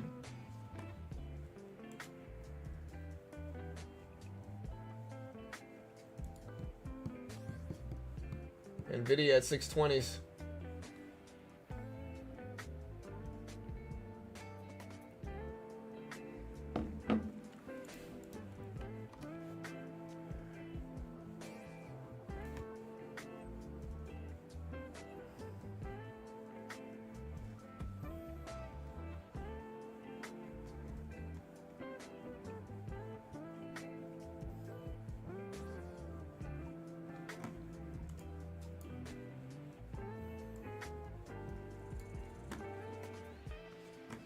All right, so I see a lot of stuff starting to pull back, specifically Nvidia here. We might wait for a NASDAQ dip. We've got a small cushion on the day now, a very small cushion.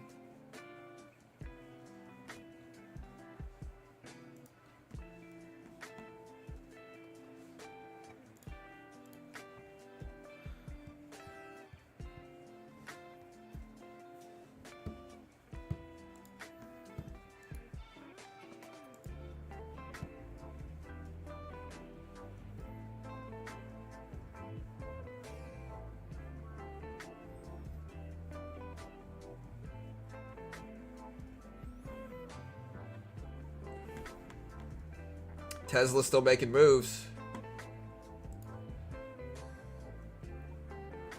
Nvidia now dipping down though, so that's interesting. Let's look at the Microsoft stock. Microsoft all the way up to 414s. AMD kind of flat. All right, so we got a red candle. We need a larger pullback for this though. Didn't have time for it. Big Tesla dip. All right, we'll buy this dip now. See if we can catch some action here.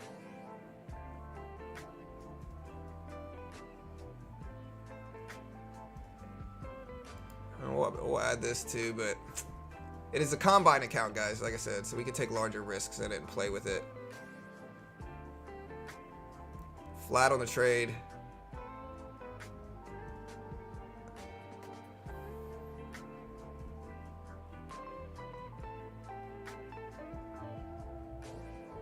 Problem is Nvidia here, I think. Look at Nvidia start to turn.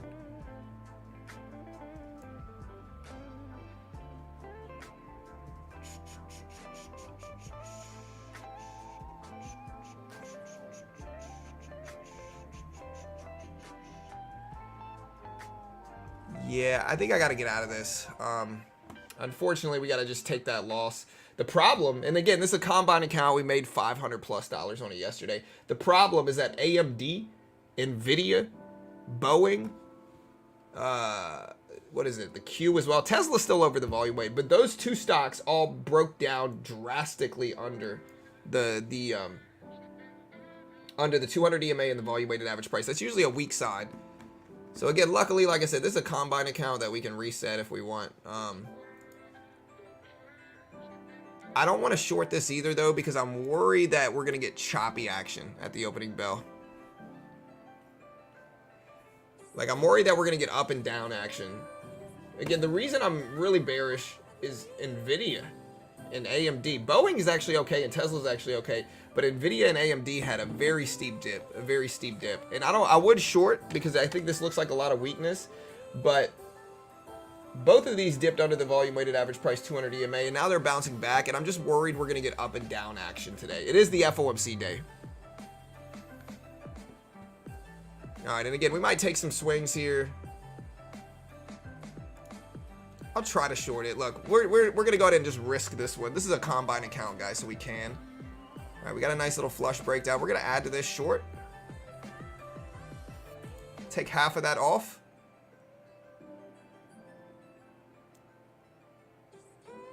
See if we get a bounce and short some more into it. So we just made back a bunch of the money, but we're going to have to take a decent risk here.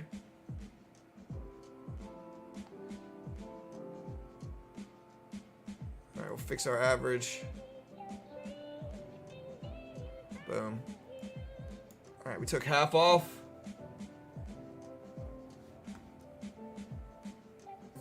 We're slightly red on the day now. We'll look to short into a bounce. Look to attack weakness if we get it. We need a large enough bounce to average into it, though.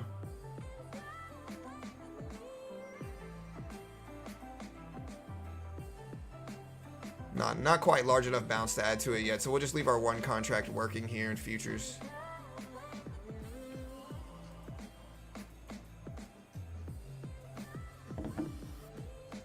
All right, there we go. We're starting to get up there. We'll try to add to this. There we go. We fixed our average a little bit. Problem though is Tesla's looking kind of strong too. All right, there we go. Flushing down.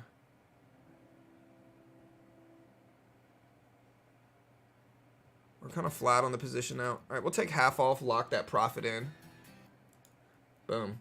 All right, so now we're flat on the day, so we basically made our money back. Here's our P&L right now. We are down $15, essentially completely flat, attacking that short direction. We'll look if we can see another retracement. I'm watching Tesla, Nvidia, Apple, and the SPY very closely. I'm watching Microsoft flush down here. Microsoft gave back all of its gains on the day and is starting to push down. All right, so we're now green on the day again. So we built up some profit now. Again, watching Microsoft give it back. I'm going to put the Microsoft chart up on the top right. Look at Microsoft come all the way back down. That signals so much weakness. Again, effectively green on the day. We'll look to short into a little pop back up.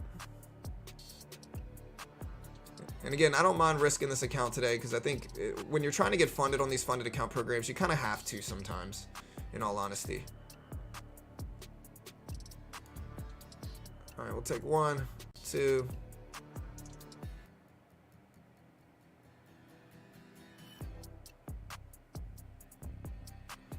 We got a little cushion on the day.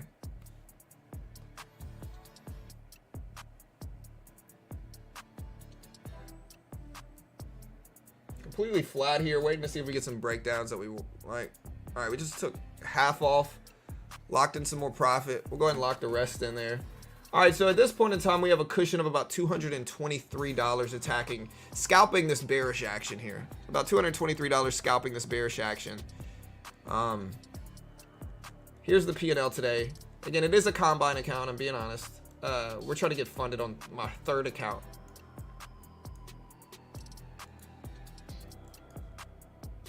So here's the green action today. We got a 5.5 to 1 win-loss ratio. I don't know if this is going to continue though. So we've got a nice little cushion. Goal of the day is to make about 1,000 though, so we can try to get funded tomorrow in the same account. Start with one contract here. Look to add to it. Scale in, see if we get that big win from a big rejection. The problem is I see Nvidia starting to churn up too. All right, flat. Take half off there. Lock that profit in. And also protect the trade. Look for that rejection that we wanted. There we go. All right, took half off there. Lock that in.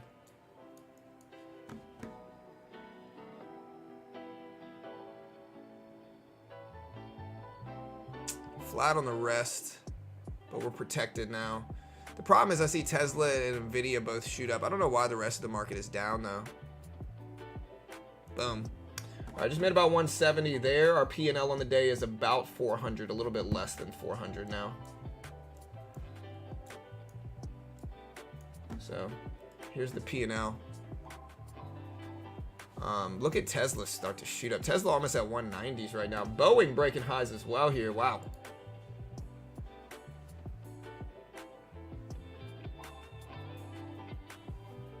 All right, we have Chicago PMI dropping again in about 2 minutes as well.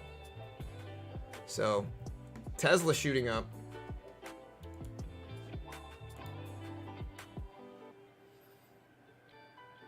Boeing we're actually green on today, which is nice. And green on as a whole as well.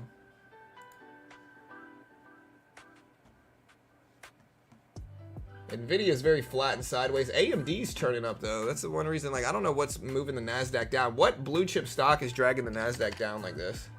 Google's down. All right, guys, we got 30 seconds before we got Chicago PMI. 30 seconds. All right, let's see what we get. 48 is expected. 48 is expected for Chicago PMI.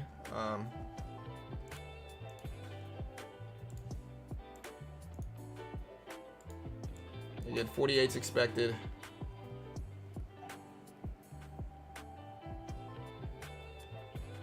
Big breakdowns in markets. 5 seconds, guys. 5 seconds. And here's the report. Chicago PMI 46. 46 versus 48 expected. 46 weaker manufacturing sector than expected. 46 versus 48 expected for Chicago PMI.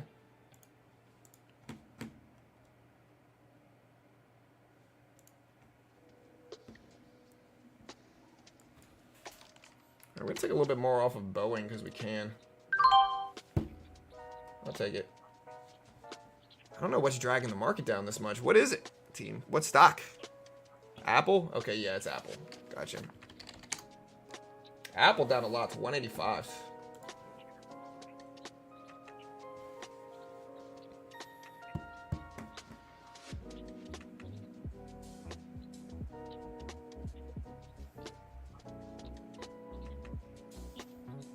Finally getting a bounce back. We'll look to add to it again. We're going to take our risk. We've got a big cushion of $400, and so we can keep adding to this and try to get that big W that we're looking for. All right, we got 3 contracts. It's risky, but again, we can. I don't mind resetting this account if we need to. Hold on. Hey, I'm streaming right now.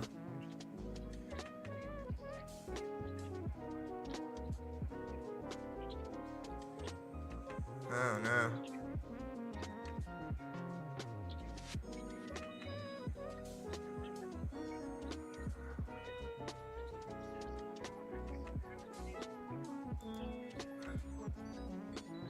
Yeah. Alright. Alright, love you, bye. Alright, so our neighbors, we got something going on outside. I think that we got the water people. I'll be right back, guys. I gotta check something here. But yeah, Chicago PMI came in at 46 versus 48 expected. We'll put this up on screen and I'll be right back. We just made a little bit more money. But yeah. Something's going on.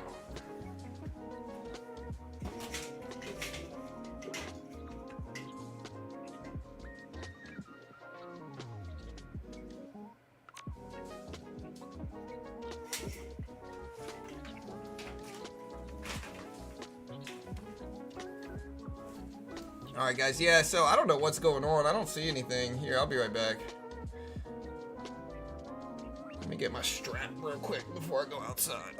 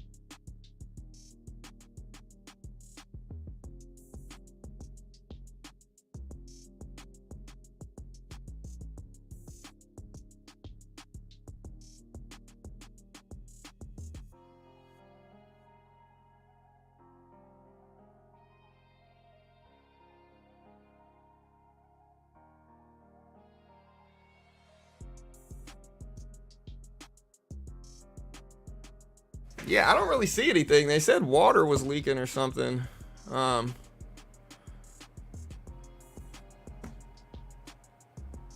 don't see anything. Man, AMD is flying up, guys. AMD. No, I said let me get my hat real quick. You know, y'all's mind is in the gutter. I said let me get my hat real quick. At least that's what I meant to say, you know. AMD at 168. I think it's more Apple. Apple is more heavily weighted. Apple is one of the most heavily weighted stocks. The only thing, though, is that Microsoft is going the other way.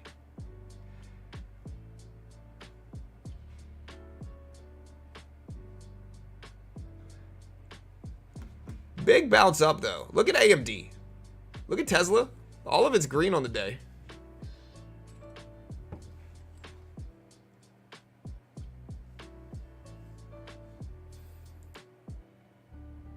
The whole day's kind of flat still, though, guys.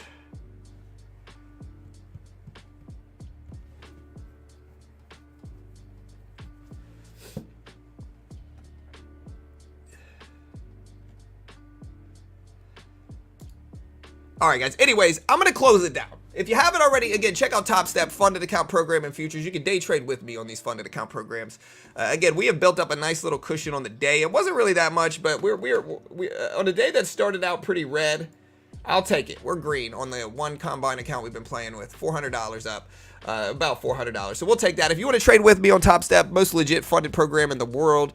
Again, remember, as I always say, I'm terrible at this stuff, have no idea what I'm talking about, and wildly wrong about everything I say. But again, if you want to join me, we certainly, you know, we'll appreciate it. They're a sponsor of mine. I'm biased in their favor. But if you want to check them out, there's the link. Great way to help support your boy here. Also, check out our other sponsor, a company called Chart Prime, trading view indicator service you could use in stocks, crypto, Forex, futures. Honestly, really genuinely useful at reversal indicators and patterns. You know, reversal indicators and patterns, I think, are where, you know, they shine. Genuinely impressive. You can use these on any time frame. And again, like, let's back test this ourselves, shall we? So, like, look, here's the NASDAQ. Okay, so we can back test this ourselves, right? Like, let's take a look at this. All right, so let's look at how many times this works versus fails. All right, let's keep looking. All right, so let's keep looking. All right. So this one you could argue was wrong, but I think we did get a bounce up. But we could just call that one wrong for argument's sake, right? Short signal here, beautiful breakdowns on a 5-minute chart. This is hours of price action. Strong signal here, beautiful rip up. That would definitely work. Strong signal here, literal hours and hours and hours of good price action. We could say this one was wrong just for argument's sake. Strong signal here, beautiful hours and hours of breakdown. This buy signal worked, nice little rip up. This strong signal definitely worked, nice little breakdown. All right, so let's tally these up. Boeing breaking highs right now, but let's tally this up. 1, 2, 3, 4, 5, 6, 7, 8. 2 out of 8. So 2 out of 8. And let's keep going here. Let's keep going. 2 out of 8. All right, this buy signal certainly worked. Hours of rip ups. That's 2 out of 9 that didn't work, or 9 and 2. This strong signal worked. That's 10 and 2. This buy signal worked. That's 11 and 2. This strong signal worked. That's 12 and 2. This buy signal worked. That's 13 and 2. This strong signal worked. That's 14 and 2. Right? And I can't fake this. This is genuinely what they're showing up as. And that's about it. So 14 and 2. Again, maybe there's some that couldn't work. We can call it 13 and 3 if you want to feel better about it. Still genuinely impressive. All the other ones are not really arguable in my opinion. And of course, I can't guarantee you're going to make money. Nobody can. Custom trading view signals and alerts. A company called Chart Prime. You can use it in anything with the symbol on trading view. It's only like 40 bucks a month. It's super cheap. Test it out yourself. It's genuinely powerful. And you can use a lot of these stuff. You can use back testers, oscillators, screeners, all that cool stuff. Again, check them out. Great way to help support the channel. They are a sponsor. Of course, you can check them out here. And we will be back later on today. Guys, we will be back streaming in a few hours for the FOMC meeting. We will be back later on today for the FOMC meeting. Be ready. I'll see you guys there. Good luck. Check out the link if you want to check them out. They don't vanish. They don't repaint. These signals don't repaint. These are not ones that disappear. You know, these don't repaint or anything like that. Y'all have a great day. I'll see you guys later. Y'all be good. We'll be back later on today. Good luck, guys. Be back in a few hours. Y'all be ready. I'll see you guys later.